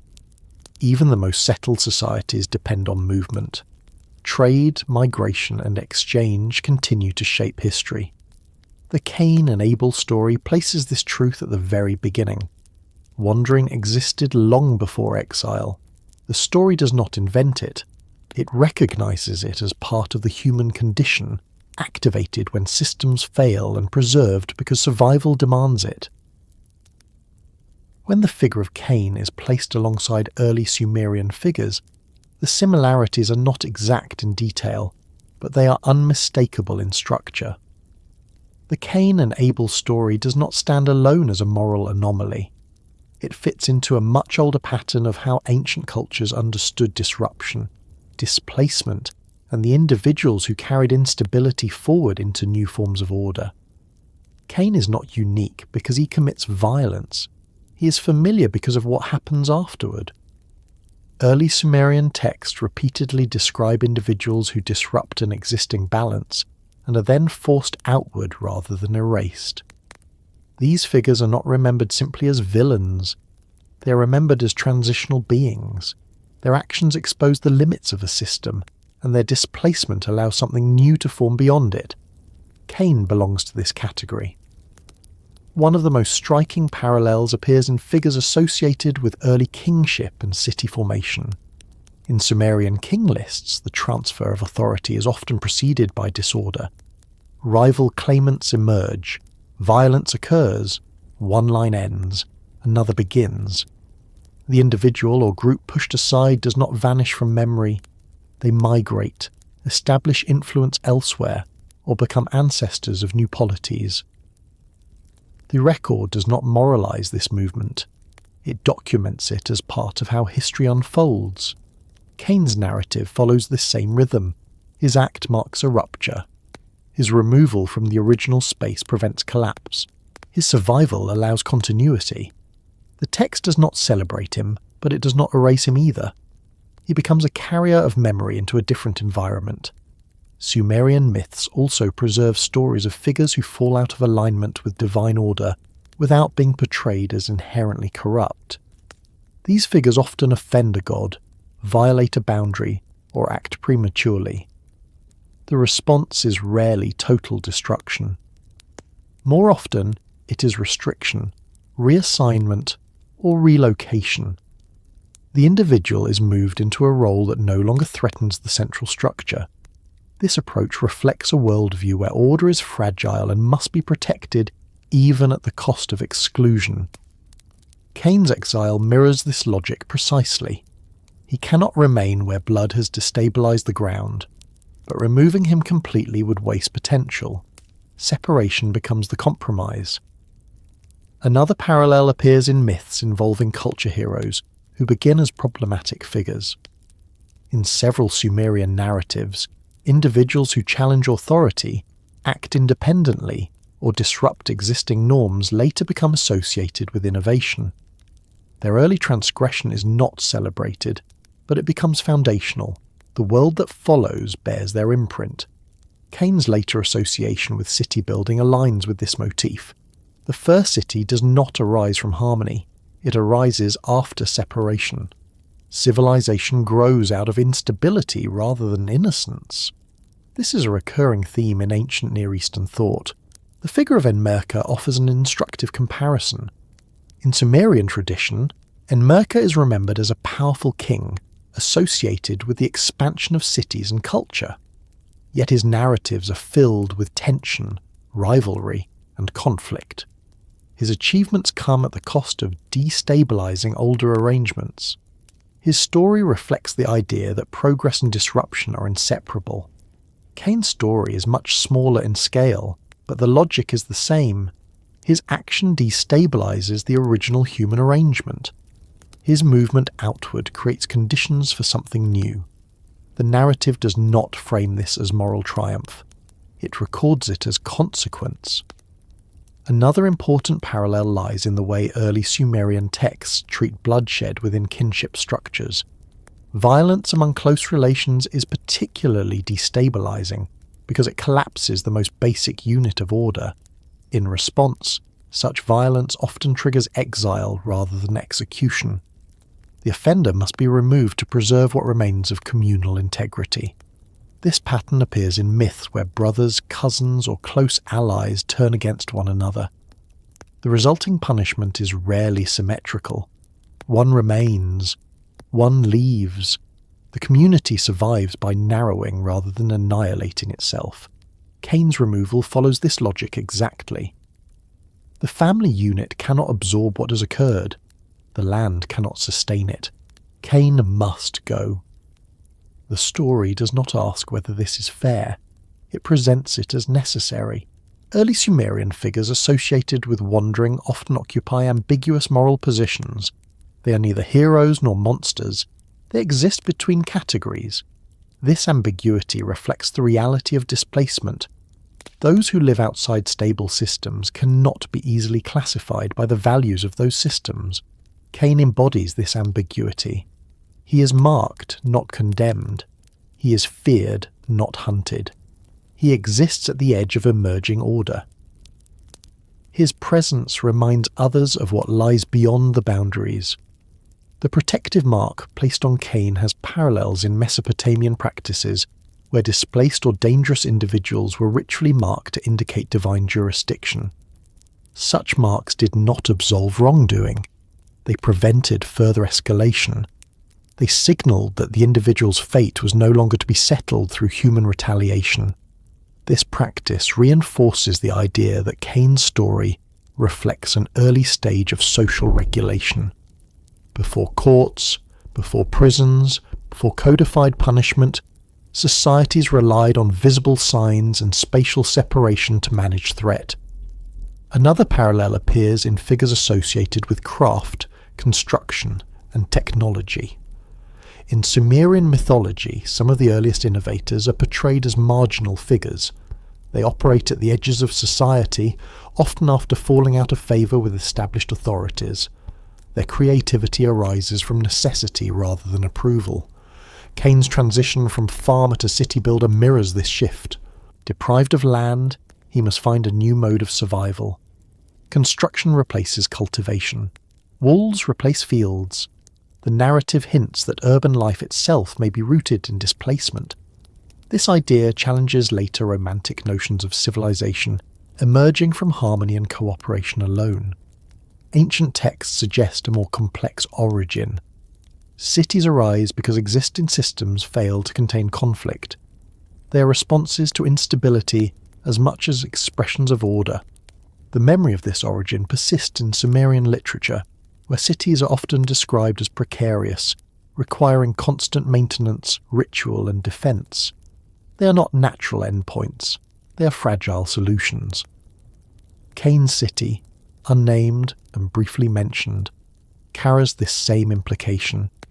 It is not presented as redemption. It is presented as continuation. Life goes on, altered by what has occurred. The parallels extend to the treatment of memory. In Mesopotamian tradition, displaced figures are often remembered more vividly than those who remain within stable structures. Their stories carry tension, warning, and significance. Cain's name endures while Abel's voice remains silent. This imbalance is unsettling, but it aligns with ancient narrative priorities. The disruptor shapes the future more visibly than the victim. This does not minimize Abel's loss. It reflects how early societies processed trauma. Memory focused on consequences rather than innocence. The goal was not to honor the dead through narrative, but to understand how disaster reshaped the living. Cain's lineage continues. Abel's does not. This asymmetry mirrors patterns in Sumerian genealogies, where lines associated with power, innovation, or disruption are recorded in detail, while others fade quickly from the record. History preserves what alters structure. Another parallel lies in the way divine interaction with these figures diminishes over time. Early Sumerian myths often depict close contact between gods and humans. As narratives progress, this contact becomes less frequent. Displaced figures experience less guidance, not more. Cain's story reflects this shift. After the mark, divine presence recedes. Cain must navigate the world largely on his own. This withdrawal marks a transition from mythic immediacy to historical distance. Humanity becomes more autonomous, but also more vulnerable. The gods step back. Humans must manage the consequences of their actions with fewer interventions. Cain's wandering life aligns with this transition. He exists in a world where divine choice has already reshaped reality, but divine guidance no longer offers clarity. This condition is shared by many early Sumerian figures who act in the aftermath of divine decisions, rather than under direct instruction. The absence of detailed moral commentary in Cain's story also mirrors Sumerian narrative style. Early texts often describe events without explaining how they should be judged. Judgment is implied through consequence rather than stated explicitly. The audience is expected to understand the pattern, not the rule. Later traditions, uncomfortable with this ambiguity, impose moral frameworks retroactively. Cain becomes a symbol of evil. Abel becomes a symbol of righteousness. These interpretations provide clarity, but they obscure the structural parallels that connect the story to older mythic patterns.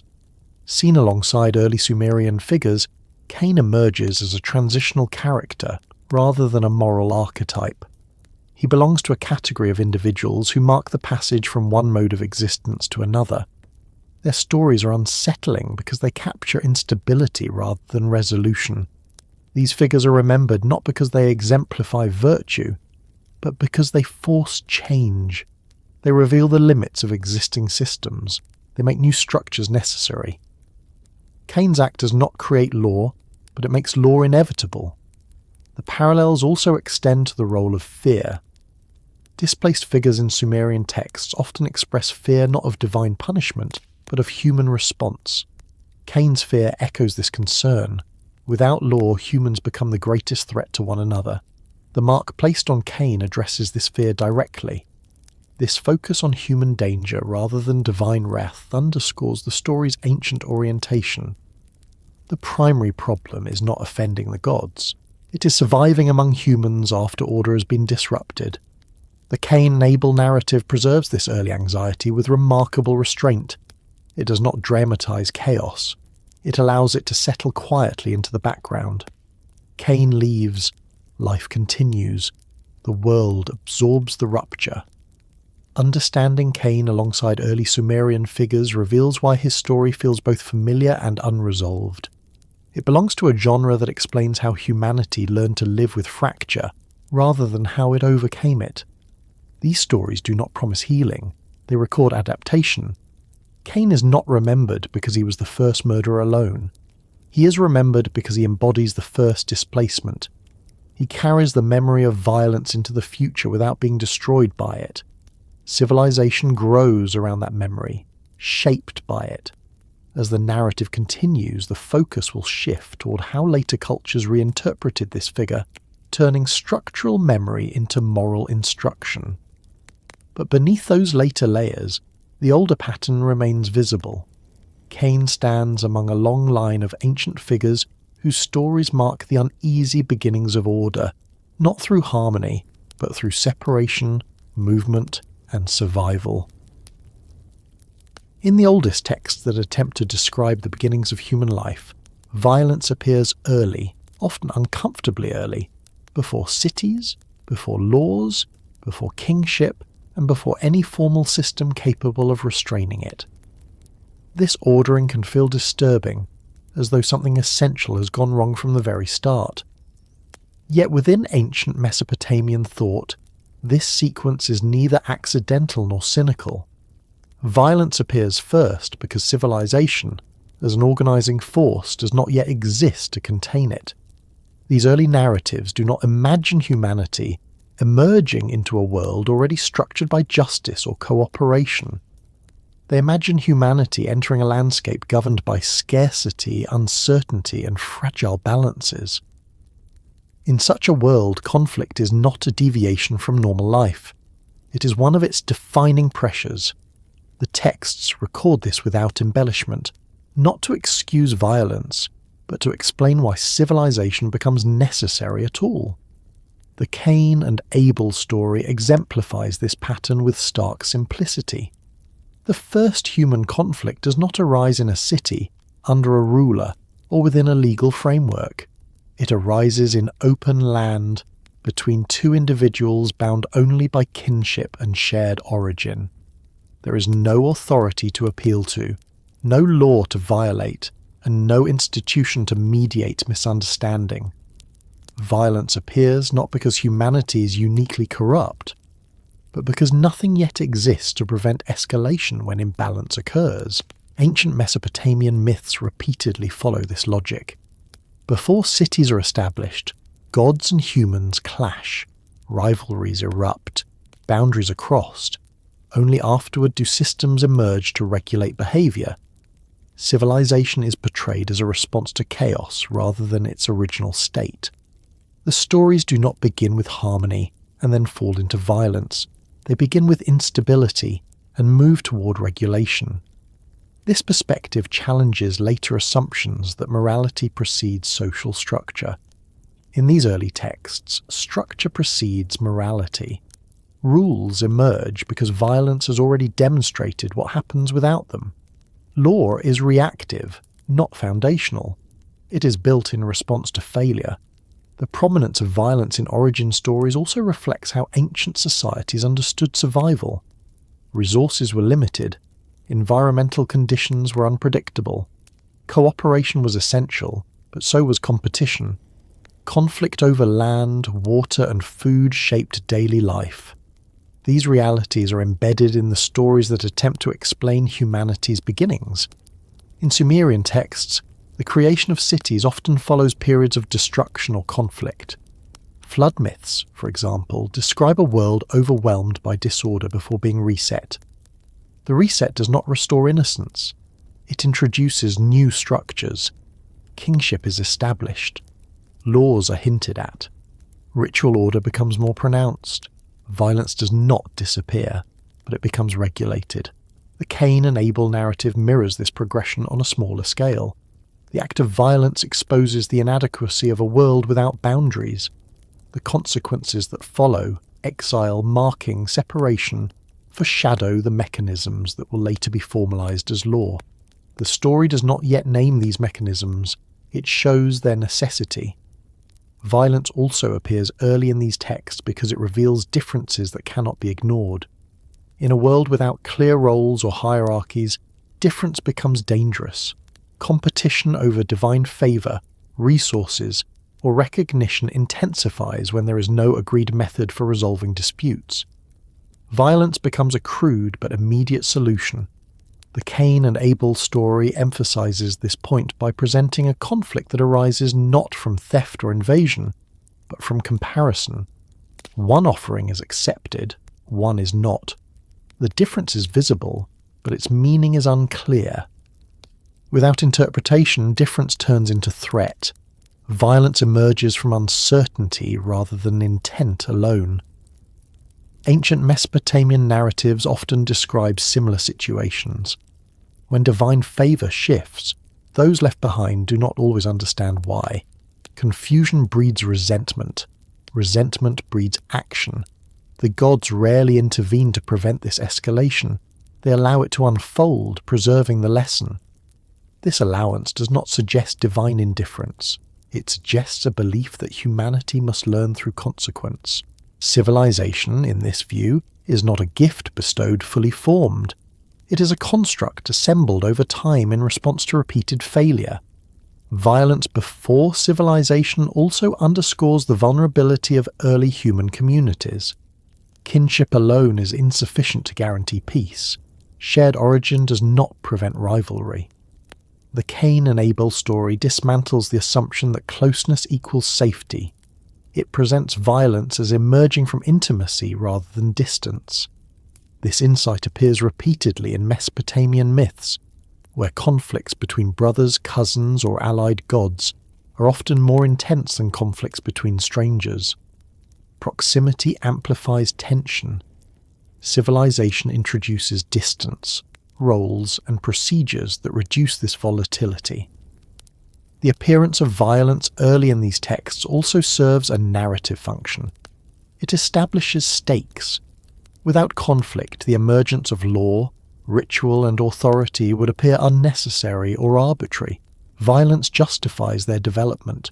The ancient texts do not romanticize this process. They do not suggest that violence is productive in itself. They show its cost clearly. Death occurs, land is polluted, stability collapses, the world becomes less safe. Civilization arises not as a triumph, but as damage control. This framing helps explain why early narratives often feel bleak or unresolved. They are not stories of progress in the modern sense. They are records of adaptation. Humanity does not improve morally. It becomes more regulated. The Cain and Abel story does not depict a moral awakening after violence. Cain does not repent publicly. Abel is not memorialized through ritual. The story simply moves forward. Civilization begins in the shadow of unresolved loss.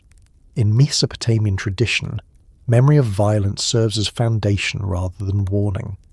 Later generations are expected to remember that order was hard won. Law carries weight because chaos preceded it. Ritual matters because disorder once ruled. Violence appears before civilization in these texts because the authors understood that systems are built to manage what already exists. They do not emerge from ideal conditions, they emerge from necessity. This perspective also explains why early texts often avoid detailed moral commentary. Moral instruction presumes stable norms. These stories are set before such norms exist. They document events rather than interpret them through later categories. The Cain and Abel narrative is not trying to teach humanity how to behave. It is explaining why humanity will eventually need instruction at all. The first act of violence is not presented as an anomaly. It is presented as a threshold. The threshold is crossed quietly. The world does not end. Humanity does not collapse. Instead, a new condition is introduced. Separation becomes necessary. Movement begins. Boundaries start to form. This quiet continuation is perhaps the most unsettling aspect of the story. Violence does not trigger immediate catastrophe. Life goes on. This reflects a harsh ancient realism. Survival often requires continuing after loss without resolution. Mesopotamian texts reflect this realism consistently. Cities are rebuilt after destruction. Dynasties continue after bloodshed. Memory preserves disruption, but life does not pause for healing. The early appearance of violence also signals a worldview in which peace is not the default state. Peace must be maintained. It requires effort, structure, and constant reinforcement. Civilization is fragile because the forces it restrains remain present. The Cain and Abel story captures this fragility at its origin. The first attempt at human coexistence fails quickly. The story does not propose a solution yet. It shows the problem. Later narratives will introduce kingship, law, and ritual as responses. But those developments remain in the future. This story remains rooted in the moment before they exist. Violence appears before civilization because civilization has not yet learned how to respond differently. The ancient texts do not hide this truth. They preserve it as memory. This memory serves as warning, but not in a simple moral sense. It warns that without structure, even small imbalances can become catastrophic. It warns that proximity without mediation is dangerous. It warns that understanding does not arrive automatically. The Cain and Abel narrative does not promise that civilization will eliminate violence. It suggests that civilization will attempt to manage it. The difference matters. Violence before civilization is not presented as humanity's failure. It is presented as humanity's starting point. The stories ask not how violence began, but how humanity learned to live with it. As the narrative moves forward, attention will turn toward the marks, protections, and boundaries that arise in response to this reality. The emergence of these measures signals the slow construction of order in a world that has already learned through blood what happens without it. The ancient texts do not soften this lesson. They preserve it intact. Violence comes first, civilization follows, and the distance between them is filled with loss, adaptation, and the uneasy beginnings of structure. The mark placed upon Cain has long been treated as a symbol of shame, a visible condemnation meant to brand him as dangerous and morally fallen. Later traditions have layered this image with fear and judgment, imagining the mark as a sign of disgrace meant to warn others away. Yet when the story is examined within its ancient context, and especially when placed alongside Mesopotamian patterns of managing violence before law existed, the mark reads very differently. It does not function as a sentence, it functions as a boundary. It is not meant to expose Cain, it is meant to preserve him.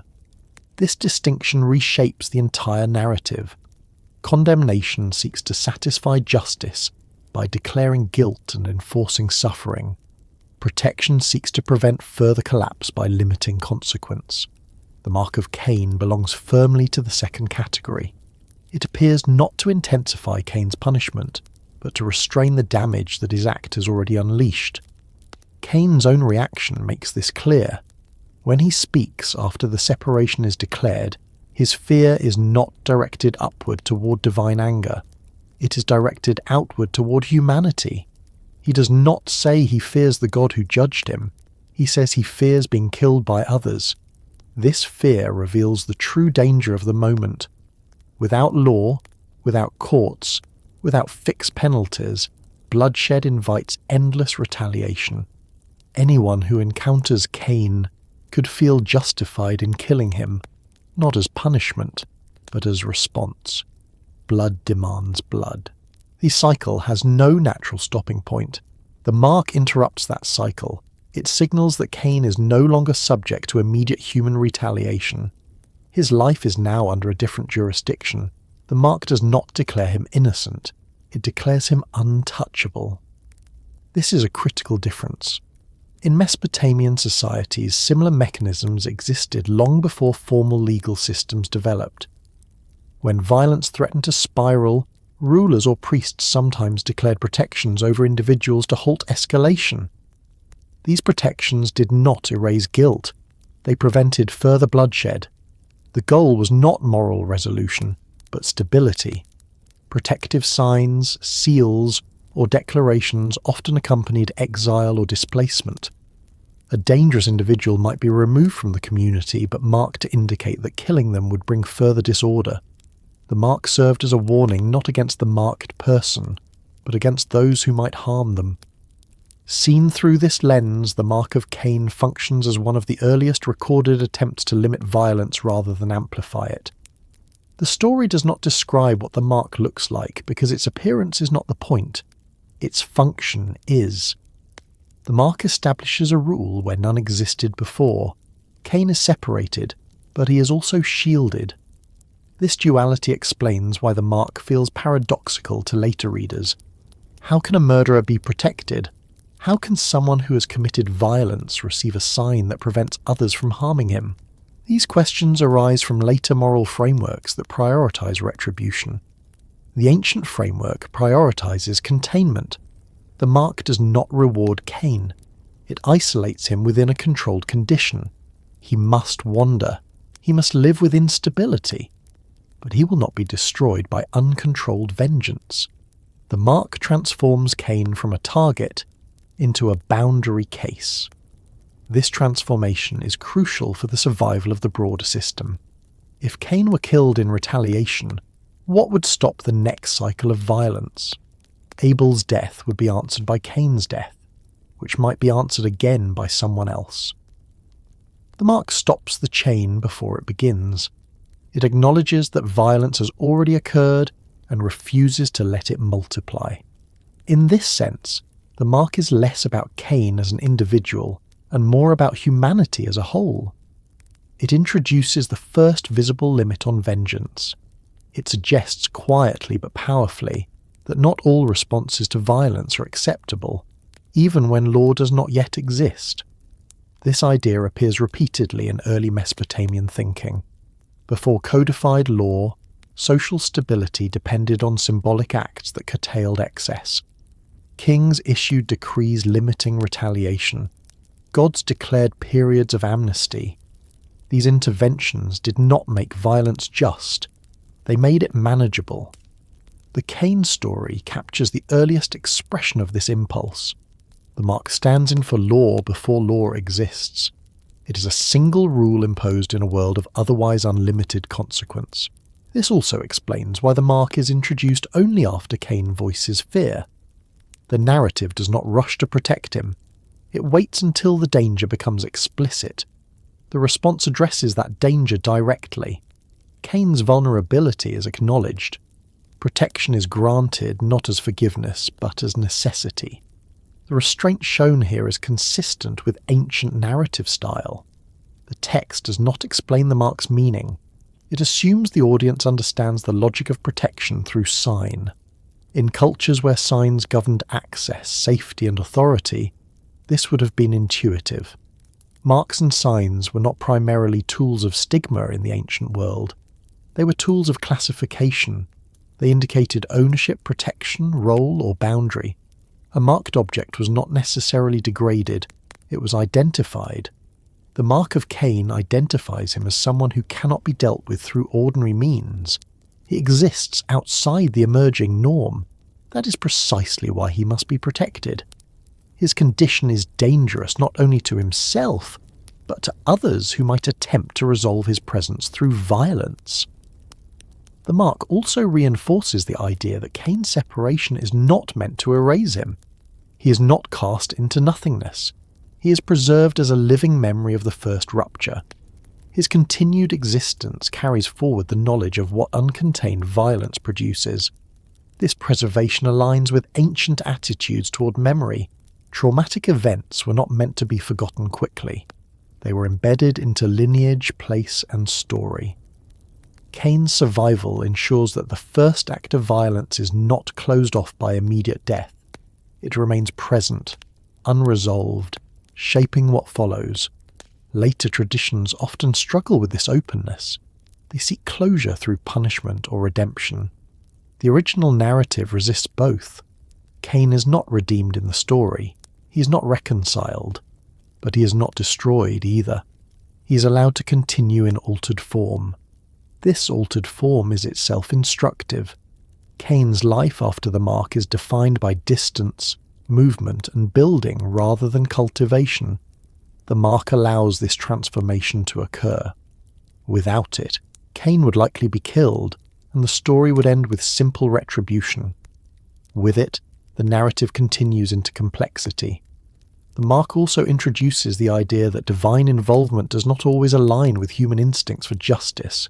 Humans might expect Cain to die. The divine response refuses that expectation. This refusal is unsettling, and intentionally so. It forces the listener to confront the difference between vengeance and order. In Mesopotamian myths, gods frequently intervened to prevent humans from destroying themselves through excess. They impose limits not because humans deserve mercy, but because unrestrained action threatens the system. The mark of Cain reflects this same logic. Understanding the mark as protection also explains why it is paired with exile rather than forgiveness. Cain is not restored to his previous position. He does not regain access to land or family. The protection does not erase consequence. It contains it. This balance between consequence and protection is delicate. Too much punishment leads to annihilation. Too much protection leads to impunity. The mark occupies the narrow space between these extremes. It is an early attempt at regulation. The ambiguity of the mark is part of its function. Because it is not described, it cannot be reduced to a single meaning. It remains flexible, adaptable to different contexts. It signals protection without specifying form. Later cultures attempted to define the mark precisely, turning it into a visible stigma or supernatural sign. These attempts reflect discomfort with ambiguity rather than fidelity to the original narrative. The ancient story allows the mark to remain functional rather than symbolic. The mark's true significance lies in what it prevents. It prevents Cain's death. It prevents escalation. It prevents the collapse of a world already destabilized by bloodshed. It does not heal the wound. It keeps it from spreading. This containment allows humanity to move forward. The story does not suggest that this solution is ideal. It suggests that it is the only one available at the time. Without law, without mediation, protection through marking is the best option. The mark also introduces a shift in how violence is conceptualized. After this moment, not all violence is permitted, even in a world without formal rules. A boundary has been drawn. Someone has been declared off limits. This declaration is fragile and situational, but it marks the beginning of restraint. Later systems will expand on this impulse, creating categories of protected persons, sacred spaces, and regulated responses. The mark of Cain is a prototype. It is also deeply unsettling because it protects someone who does not seem to deserve protection by later standards. This discomfort forces the listener to confront the difference between moral satisfaction and systemic survival. The Cain story does not ask whether protection is fair. It shows that without protection, survival is impossible. The choice is not between justice and mercy. It is between containment and collapse. Cain carries the mark not as a badge of honour or disgrace, but as a signal that violence has reached a point where limits must be imposed. His life becomes a moving boundary, a reminder that some responses must be forbidden even when emotion demands them. As the narrative continues, this idea will deepen. Protection, memory, and separation will shape how later cultures reinterpret the story. The mark will be transformed into symbol, warning, and myth. But at its origin, the mark is practical. It keeps Cain alive. It keeps others from killing him. It keeps the world from tearing itself apart before it has learned how to build anything at all. The mark of Cain is not condemnation. It is the first attempt at restraint in a world that has only just discovered what happens without it. As the Cain and Abel story travelled forward through time, it passed through cultures very different from the one that first gave it shape.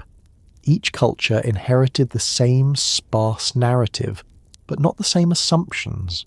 The farther the story moved from its ancient Near Eastern origins, the more pressure there was to make it explain something new. What had once functioned as a description of cosmic imbalance and early human instability gradually became a vehicle for moral instruction. The story did not change in outline, but its meaning shifted. This shift did not happen all at once. It unfolded slowly, layer by layer, as societies developed legal systems, ethical frameworks, and theological expectations that the original narrative never intended to satisfy. The older story spoke in the language of consequence and separation. Later cultures preferred the language of guilt and virtue. Where the earliest version explained why order was fragile, later versions sought to explain how humans ought to behave. One of the most significant changes involved the role of divine choice. In the earliest telling, divine preference is opaque and functional. It signals alignment or misalignment within a system that predates law. Later cultures, especially those shaped by legal reasoning, found this unsettling. A God who chooses without explanation appears arbitrary. To resolve this discomfort, interpreters began to supply motives that the text itself does not provide. Cain's offering became inferior in intent. Abel's offering became superior in sincerity. The story was restructured so that divine preference aligned with moral worth. This transformation reassured audiences that the world was governed by fairness as they understood it. Divine choice was no longer mysterious, it was justified. This justification came at a cost. The older tension between human misunderstanding and divine opacity was softened. The story no longer illustrated what happens when meaning is unavailable. It illustrated what happens when humans fail morally. The focus shifted inward, away from structure and toward character. This inward turn reflects the priorities of societies that already possessed law.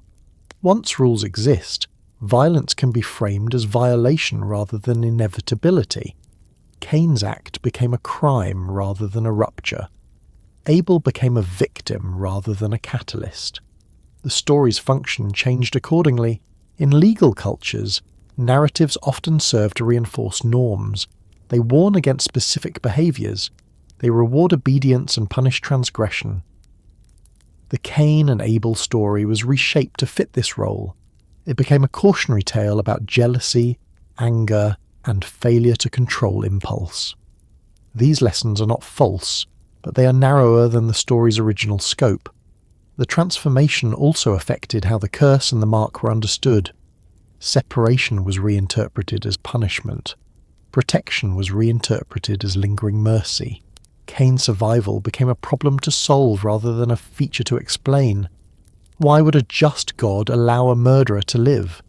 The answer, in later frameworks, was mercy. The mark became a sign of shame tempered by grace. This interpretation aligns with theological systems that emphasize moral accountability and divine forgiveness.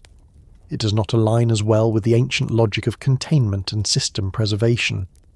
The mark's function as a boundary was overshadowed by its symbolic value as a reminder of sin. Later cultures also moralized the figure of Abel more heavily. In the original narrative, Abel speaks little and leaves no descendants. His role is limited. In later interpretations, Abel becomes the archetype of innocence. He represents righteousness persecuted by wickedness. His death becomes martyrdom. This elevation serves moral storytelling well. It provides a clear contrast. It reassures audiences that goodness exists even in the face of violence. But it also distorts the story's original imbalance. Abel was not meant to be a moral exemplar. He was meant to be part of a pattern. The shift toward moralization is especially visible in how later texts frame Cain's inner life. Ancient narratives rarely dwell on internal psychology. Later interpretations fill this silence with motive. Cain becomes consumed by envy. His anger is emphasized. His choice is framed as willful rebellion rather than failure to interpret a destabilizing situation. This emphasis reflects a broader cultural change. As societies became more introspective, morality became associated with intention rather than outcome alone. Stories adapted to reflect this change. Cain's act became sinful because of what he felt, not only because of what it did. The story's cosmic dimension was gradually reduced. Early versions situate the conflict within a world still forming its rules. Later versions situate it within an already moralized universe. The ambiguity of the early world is replaced by certainty. This certainty required smoothing over the story's discomforting elements.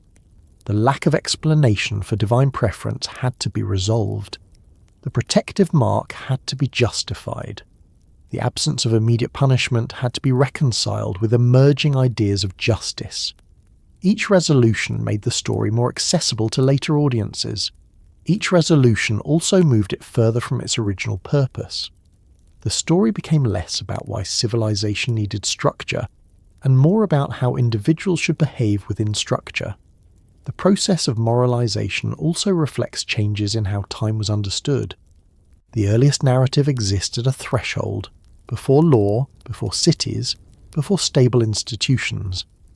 Later readers encountered the story from within established systems. They assumed those systems were natural rather than constructed. The story was retrofitted to reflect that assumption. This retrofitting is visible in later religious commentary that reads legal concepts back into the narrative. Cain is treated as though he violated a known law against murder. In the original context, no such law existed yet. The story predates it. By imposing law retrospectively, later cultures transformed the story into a prototype of crime and punishment, rather than a record of pre-legal consequence. The shift is subtle but profound. It changes what the story is about. Another layer of moralization appears in how later traditions connect Cain to broader notions of evil. He becomes associated with chaos, rebellion, and corruption. In some interpretations, his lineage is portrayed as inherently violent or morally suspect. This reading reflects a desire to locate disorder within a group rather than within conditions. Ancient texts rarely do this. They locate disorder in imbalance, scarcity, or misalignment rather than in bloodlines. The moralization of Cain's descendants reflects later anxieties about heredity, purity, and moral inheritance. This change has lasting consequences. When stories assign moral failure to lineage, they can be used to justify exclusion, suspicion, or violence. The original narrative does not support this use. It records separation without demonization. The shift from cosmic explanation to moral lesson also affects how responsibility is understood. In the earliest version, responsibility is diffuse. Divine choice, human misunderstanding, and lack of structure all contribute to the outcome. Later versions concentrate responsibility almost entirely within Cain. This concentration simplifies the story. It also removes its warning about systemic vulnerability. If violence is purely a matter of bad character, then building better systems becomes secondary. The original story suggests the opposite. The moralized version reassures. The older version unsettles. It suggests that violence can arise even without malicious intent, when systems fail to absorb difference. This suggestion is harder to live with. Moralization provides comfort by restoring control. Later cultures also tended to read the story in isolation, detached from its ancient Near Eastern parallels. Without awareness of Sumerian myths of divided favour, rivalry, and displacement, the story appears unique and anomalous. Moral interpretation fills the gap left by lost context. The older audience would have recognised the pattern immediately. Twin figures, uneven favour, violence, separation, protection, movement. This sequence appears repeatedly in Mesopotamian literature. It did not require explanation. Later audiences needed one. This need produced commentary, theology, and allegory. The story was folded into larger moral frameworks. It became a building block for doctrines about sin, sacrifice, and redemption. These developments are not accidental distortions. They reflect the story's adaptability. The Cain and Abel narrative survived precisely because it could be reinterpreted. Its brevity allowed it to be reshaped to meet new needs. Yet beneath these layers, the older cosmic story remains intact. Its silences persist. The lack of explanation still unsettles careful readers. The protection of Cain still feels paradoxical. The absence of closure still resists moral neatness. These resistances are traces of the story's original function. They remind us that it was not designed to instruct behaviour in a world governed by law. It was designed to explain why such a world had to be built. The moralization of the story also reflects changing ideas about the divine. In early texts, gods manage balance. In later theology, the divine becomes a moral judge. Stories adjust accordingly. Divine choice becomes moral judgment. Divine warning becomes ethical instruction. This transformation aligns with broader shifts in religious thought. As societies become more complex, their gods become more didactic. Stories follow suit. Understanding this process does not invalidate later moral readings. It contextualizes them. It reveals them as adaptations rather than original meanings. The Cain and Abel story has carried multiple functions across time. It has explained instability. It has warned against violence. It has illustrated sin. It has justified law. Each function reflects the needs of the culture reading it. The danger arises when later interpretations are mistaken for original intent. When moralization is treated as the story's primary purpose, its deeper insight into human vulnerability and systemic fragility is lost. The ancient narrative does not absolve Cain. It does not excuse violence. It simply refuses to isolate blame from context. It recognizes that violence emerges where meaning fails and structure is absent. Later cultures preferred a story where meaning is clear and responsibility is singular. That preference shaped interpretation. The result is a layered narrative. At the surface, a moral lesson about jealousy and anger. Beneath it, a record of early humanity struggling to survive divine opacity without law. Recovering the older layer does not require rejecting the newer ones. It requires remembering that stories change because humans change. The Cain and Abel story has endured because it speaks to both conditions. At its origin, it was cosmic rather than moral. It explained why order was necessary. Later, it became moral rather than cosmic. It explained how to live within order. The tension between these readings remains unresolved, much like the story itself. That tension is not a flaw. It is the reason the story continues to matter. As the narrative moves forward, attention will turn toward how fragments of this older understanding survived within later myths and symbols, even as moral frameworks came to dominate interpretation. The cosmic story did not disappear. It was folded, compressed, and partially concealed, waiting for careful readers to notice what had once been obvious. The moral lesson is familiar. The older pattern is quieter, but it is still there, shaping the story beneath the surface, reminding us that civilization was not born from virtue alone, but from the need to survive the consequences of a world that offered no explanations. The memory of the first fracture did not remain confined to a single traditional text. Long after the Cain and Abel story took its familiar form, echoes of the same rupture continued to appear across ancient cultures, often disguised under different names, settings, and symbols. These echoes suggest that early societies shared a common concern, not with the details of one event, but with the reality it represented. Something had broken early in human experience, and that break left a mark deeper than any single narrative could contain. Across Mesopotamia, the Levant, and regions beyond, myths preserve moments where harmony fails before systems exist to repair it. These moments are rarely described as accidents. They are treated as thresholds, points where humanity crosses from one condition into another. The fracture is remembered not because it was unique, but because it was formative. In Sumerian literature, this memory appears in stories of divine conflict that precede human order. The separation of heaven and earth, the division of waters, and the reassignment of cosmic roles all involve rupture.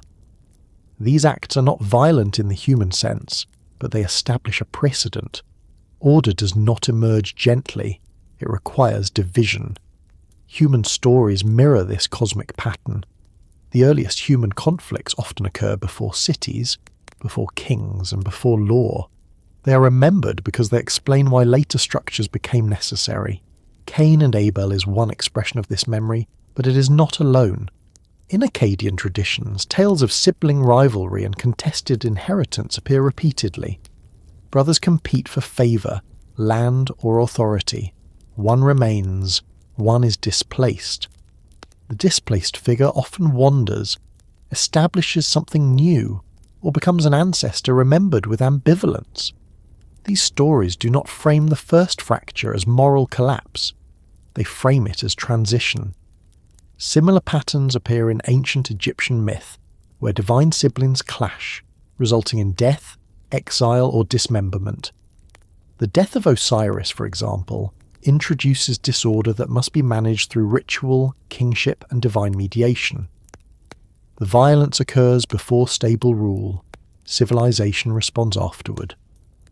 In these traditions, memory focuses less on the victim and more on the consequences of the act. The loss is acknowledged, but the narrative energy moves toward what follows. How does the world continue after something irreparable has occurred? How does order reassert itself without pretending the rupture never happened? This focus on aftermath, rather than innocence, reflects an ancient understanding of trauma. Early societies did not possess the language of healing as it is understood today. They preserved memory through repetition, ritual, and story. The fracture was not resolved emotionally. It was incorporated structurally. The Cain and Abel story does this with striking restraint. Abel's voice disappears. Cain's continues. This imbalance is often troubling to modern readers, but it aligns with ancient narrative priorities. Memory attaches to disruption because disruption shapes the future. The first fracture is remembered because it introduces conditions that persist. Violence becomes possible. Separation becomes necessary. Protection becomes essential. These conditions reappear across traditions, even when the names and contexts change. In some cultures, the fracture is remembered as a flood, a fall, or a loss of divine presence. In others, it is remembered as a betrayal, a murder, or a broken covenant. The details differ, but the underlying structure remains consistent. Something essential was lost before systems existed to preserve it. This shared memory suggests that ancient societies recognized a common problem. Humanity did not begin in order. Order was constructed. The first fracture marked the moment when this became unavoidable. The persistence of this theme across cultures also explains why so many origin stories feel unresolved. They do not offer closure because the problem they describe was not solved. Law, ritual, and kingship mitigated violence, but they did not erase it. The fracture remained beneath the surface. Ancient traditions preserved this awareness deliberately. Forgetting the fracture would invite repetition without preparation. Remembering it allowed societies to justify the effort required to maintain order. Rituals, sacrifices, and laws can be understood as responses to this memory. They do not emerge from optimism about human nature. They emerge from caution. They exist because early societies knew what happened without them.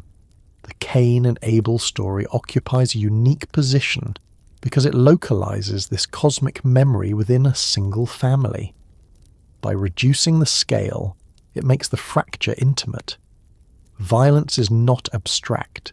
It occurs between brothers.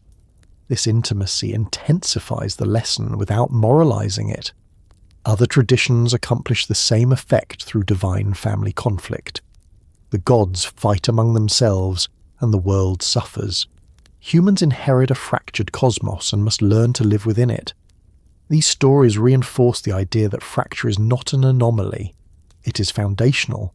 Order is always built on something broken.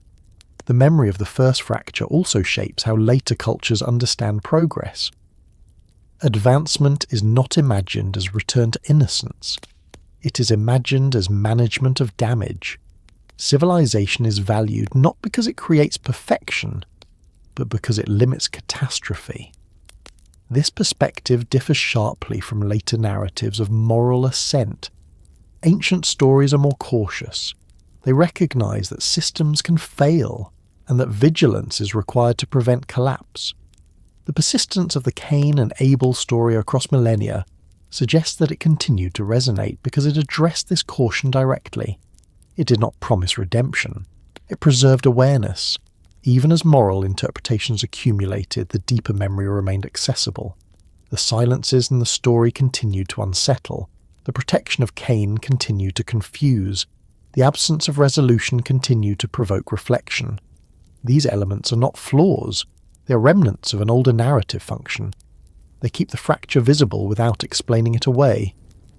Across ancient traditions, similar remnants appear.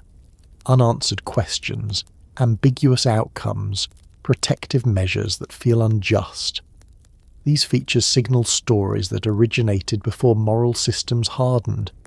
They invite listeners to remember a time when humanity did not yet know how to respond to its own capacity for harm. They preserve that vulnerability rather than erasing it. The memory of the first fracture also informs how ancient cultures viewed history. History was not a straight line toward improvement. It was cyclical. Collapse and renewal followed one another. Each cycle carried traces of the original break. Flood myths reset the world but never fully restore harmony. New orders emerge, but they inherit instability. The fracture remains embedded. The Cain and Abel narrative participates in this cyclical view. It does not close the wound. It carries it forward. Cain's descendants continue. Cities arise. Humanity multiplies. Violence does not disappear. It becomes structured. This continuity is essential to understanding why the story ends without resolution. Ending the story would suggest that the fracture could be contained within a single event. The ancient worldview rejected this idea. The fracture was ongoing. Memory, then, became a tool. By remembering the first rupture, societies reminded themselves why boundaries mattered, why rituals had to be maintained, why law could not be taken for granted. The story's endurance reflects the success of this strategy. It has continued to warn without prescribing. It has continued to unsettle without instructing explicitly. As the narrative moves toward its final reflections, this shared memory becomes central. The Cain and Abel story is not only about two brothers, it is about humanity remembering the moment when it realized that coexistence required more than shared origin. The fracture did not end humanity, it shaped it. Ancient traditions remembered this truth in different forms, preserving it through myth rather than doctrine. The persistence of these memories suggests that early societies valued realism over comfort. They did not hide from the fact that violence appeared early and left lasting consequences. They built systems in response, not denial. The Cain and Abel story stands among these traditions as one of the clearest expressions of this memory. Its simplicity allows the fracture to remain visible. Its restraint prevents easy interpretation. Remembering the first fracture is uncomfortable, but ancient cultures understood its necessity. Forgetting it would invite complacency. Remembering it justified vigilance.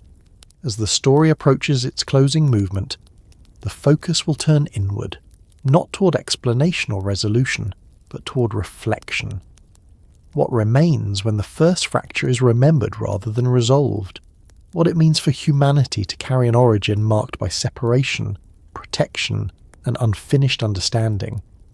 The memory does not fade, it settles, and in settling it continues to shape how later generations think about violence, order, and the fragile systems built to hold them apart. When the Cain and Abel story is read without the assumptions of later moral systems, it offers a quiet but unsettling suggestion about human nature at the very beginning. It does not describe humanity as innocent and then corrupted by a single act. It does not depict humans as naturally harmonious until something external intervenes. Instead, it presents a picture of human life that is incomplete, unprepared, and exposed. Humanity does not begin as evil, but neither does it begin as morally equipped. It begins vulnerable to misunderstanding, misalignment, and escalation. The story suggests that early human nature was shaped less by intention than by limitation. Humans appear capable of work, ritual, and relationship, but not yet capable of interpreting meaning safely. They act within a world governed by forces they cannot fully understand, and they lack the structures needed to absorb disappointment or ambiguity without harm. This does not make them malicious, it makes them fragile.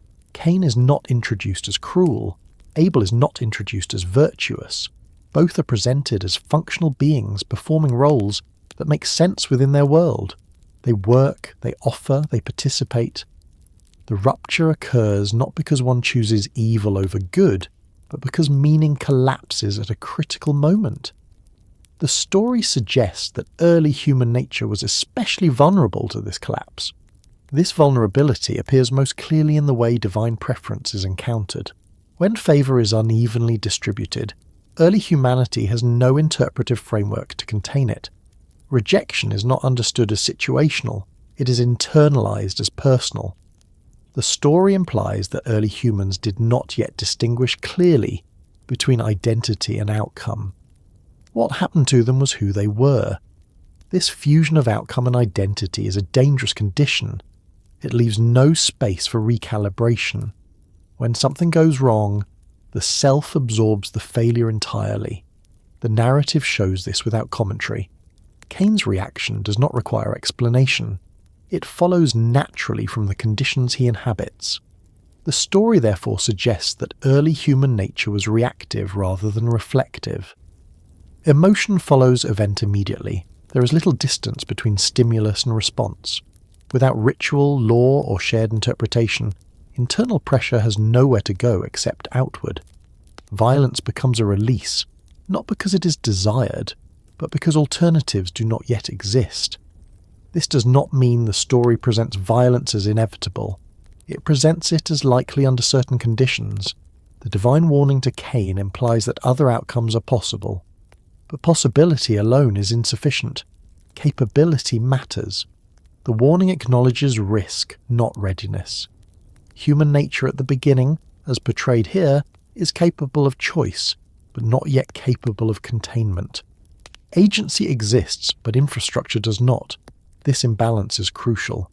It explains why the story does not linger on guilt or innocence. Those categories have not yet fully formed. The absence of remorse in the narrative is often troubling to later readers. Cain does not confess. He does not seek forgiveness. He expresses fear, not regret. Within later moral frameworks, this absence is read as hardness of heart. Within the ancient framework, it reads differently. It reflects a world where the consequences of actions are understood primarily in terms of survival rather than moral repair. Cain fears being killed because he understands that violence has introduced a new condition into the world. Safety can no longer be assumed. The story suggests that early human nature was oriented toward continuation rather than moral reconciliation. Survival comes first. Meaning comes later. The ground's response to blood further reinforces this view. The land reacts immediately, without moral debate. Productivity fails. Stability is lost. Human nature is depicted as deeply entangled with environment. Violence is not merely social, it is ecological. Early humans experience consequence not through conscience alone, but through material loss. This entanglement suggests that early human identity was relational rather than internalized. Who you were depended on where you stood in relation to land, family, and divine attention. When those relationships broke, identity fractured. The story also implies that early humans did not yet possess a strong sense of individual interiority. The narrative does not explore Cain's thoughts in depth. It does not analyze his emotions. It shows his actions and their effects. This style reflects a worldview in which identity is defined externally. One is known by role and outcome, not by inner struggle. Later, moral traditions emphasize intention, because societies become more introspective. The earlier stories emphasize consequence because survival depends on visible effect. Human nature at this stage is outward-facing. The Cain and Abel story also suggests that early human bonds, even familial ones, were not sufficient to prevent violence. Brotherhood alone does not guarantee peace. Shared origin does not produce automatic solidarity. This challenges romantic notions of early humanity as naturally cooperative. Instead, the story implies that cooperation must be learned and reinforced. It does not arise spontaneously. Without shared norms and procedures, even the closest relationships can fracture under pressure. This implication is reinforced by the story's economy. There is no attempt to deepen the brothers' relationship through dialogue or memory. Their bond exists as fact, not as emotional resource. When stress enters the system, the bond does not hold. Human nature at the beginning is therefore portrayed as underdeveloped rather than corrupt. The story does not describe a fall from perfection. It describes a state of incompletion. Humanity has not yet learned how to live with difference, disappointment, or ambiguity. The mark placed on Cain further supports this reading. Protection is introduced not because Cain has achieved moral insight, but because unregulated human response is too dangerous. The story suggests that early human nature, left unchecked, would perpetuate violence endlessly. Limits must be imposed externally before they can be internalized. This sequence matters.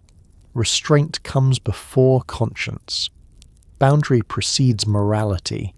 The mark creates a prohibition where none existed.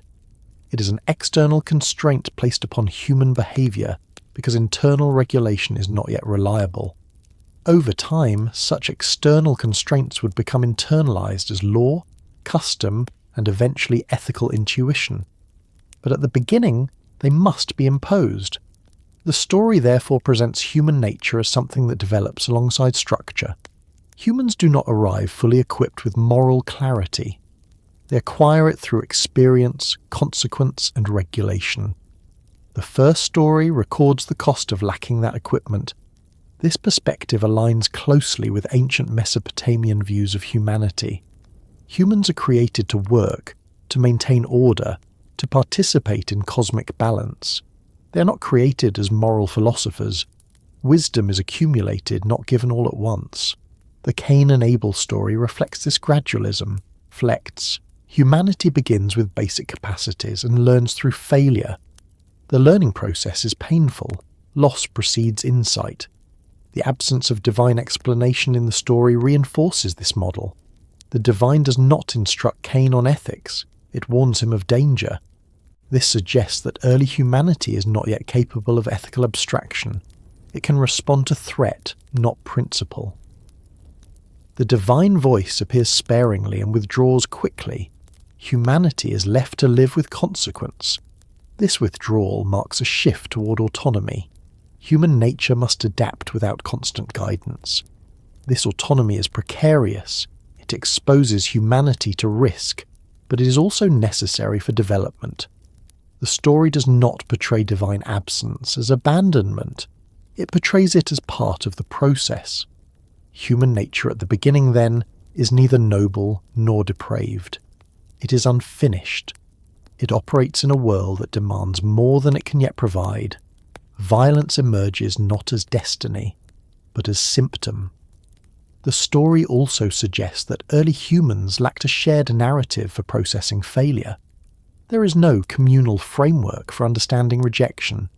Cain stands alone with his experience. Isolation amplifies risk. Later societies would develop myths, rituals, and explanations to absorb failure collectively. The Cain and Abel story records the moment before this development. Failure is solitary. Its weight becomes unbearable. This solitude is perhaps one of the most important insights the story offers about early human nature. Humans were not yet buffered by culture. Each event struck directly. Each imbalance threatened identity. The emergence of culture can be understood as a response to this vulnerability. Shared stories reduce isolation. Rituals distribute meaning. Law externalizes restraint. Civilization grows not from confidence, but from necessity. The Cain and Abel story suggests that human nature requires these supports. Without them, even ordinary experiences like rejection can become catastrophic. This does not excuse violence, it explains its emergence. The story does not absolve Cain, it contextualizes him. Later traditions often treat Cain as an outlier, a warning about individual failure. The original story treats him as representative, a sign of what humanity looks like before it knows how to protect itself from its own reactions. Abel's silence reinforces this interpretation. The story does not dwell on his virtue because virtue is not yet the central concern. The focus is on what the loss produces.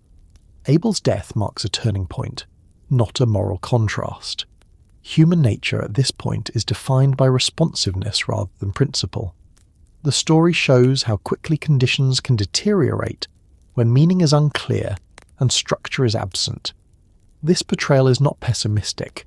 It is realistic within its ancient frame. It acknowledges limitation without despair. Humanity survives. The story continues. Cain is not destroyed. He adapts. He moves. He builds. Human nature proves capable of transformation, even if it is forced and imperfect. The story therefore suggests that early human nature contained potential that could not yet be safely expressed. That potential required boundaries to shape it. Without boundaries, it turned destructive. Over time, those boundaries would become internalized. Humans would learn restraint. They would develop systems to manage difference. They would create institutions to absorb conflict. The Cain and Abel story does not show this process complete. It shows its necessity. Human nature at the beginning is presented as raw material rather than finished form. It must be worked, shaped, and limited. Civilization is the tool through which this shaping occurs. The story's endurance suggests that this insight remained relevant long after its origins. Even as societies became more complex, the risk it identifies did not disappear. Structure weakened, meaning failed, and violence returned. The ancient narrative preserves a memory of vulnerability that later cultures often forget. It reminds us that morality is not instinctive. It is constructed. It requires maintenance. By placing violence at the beginning, the story refuses to idealize human origins. It does not flatter humanity. It explains it. This explanation is unsettling because it removes easy blame and easy comfort. It suggests that under certain conditions anyone might fail. The difference lies not in character alone, but in context. The Cain and Abel story suggests that early human nature was not yet equipped to handle the world it inhabited. That mismatch produced fracture. Civilization emerged as a response. As the narrative moves toward its final reflection, this understanding becomes central. The story is not asking who Cain was. It is asking what humanity was like before it knew how to protect itself from the consequences of misunderstanding. The answer it offers is quiet and uncompromising. Humanity was capable, but uncontained. Creative, but vulnerable. Alive, but unfinished. And from that unfinished state, everything that followed had to be built. As the story settles into its final movement, it does not resolve itself so much as it becomes quieter. There is no final judgment delivered, no restoration of what was lost, no declaration that the fracture has healed. The Cain and Abel narrative does not close with certainty because it was never meant to. Instead, it leaves behind a condition, one that continues forward long after the names fade. The first conflict does not end within the story. It becomes part of the background of human existence. This is perhaps the most unsettling implication of the narrative. Not that violence occurred once, but that nothing in the story suggests it was fully contained. Boundaries were introduced, protection was imposed, separation was enforced, yet the underlying tension remains. Civilization emerges, but the fracture that made it necessary is carried forward rather than erased. The ancient world understood this persistence intuitively.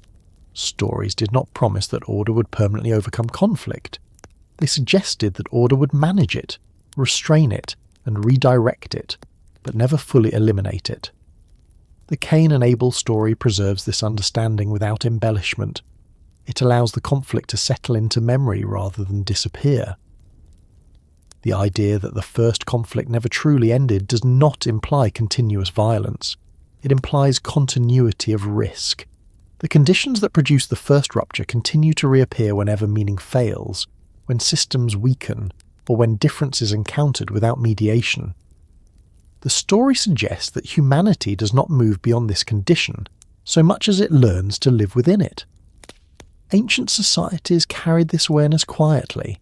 They built rituals, laws, and institutions not because they believed human nature had changed fundamentally, but because they believed structure was necessary to prevent recurrence.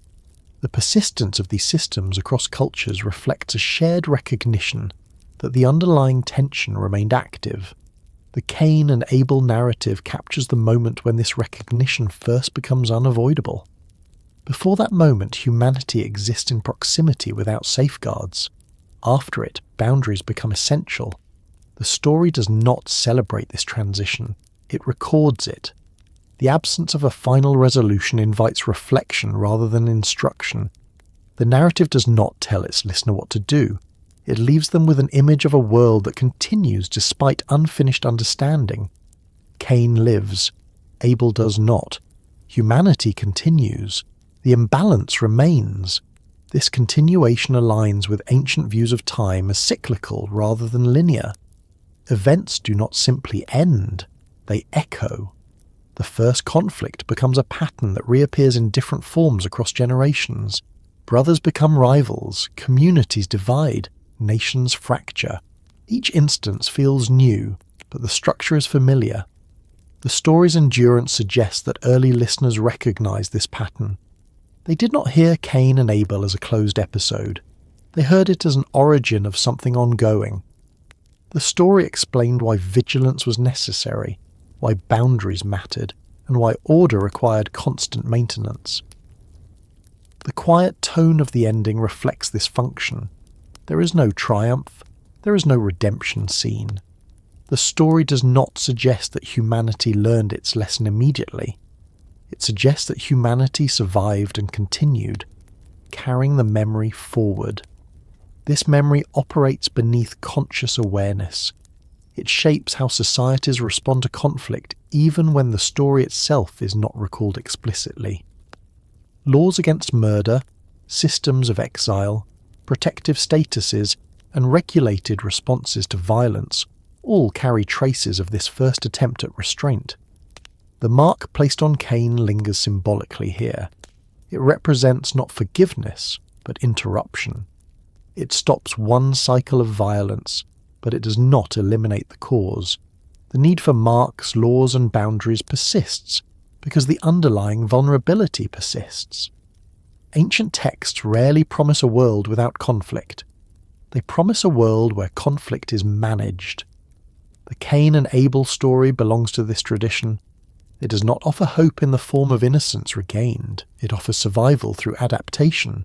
The idea that the first conflict never ended also reframes how progress is understood. Progress becomes a matter of containment rather than cure. Each new system addresses the same problem from a different angle. None solve it completely.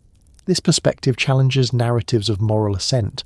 It suggests that humanity does not steadily improve in character, but in organization.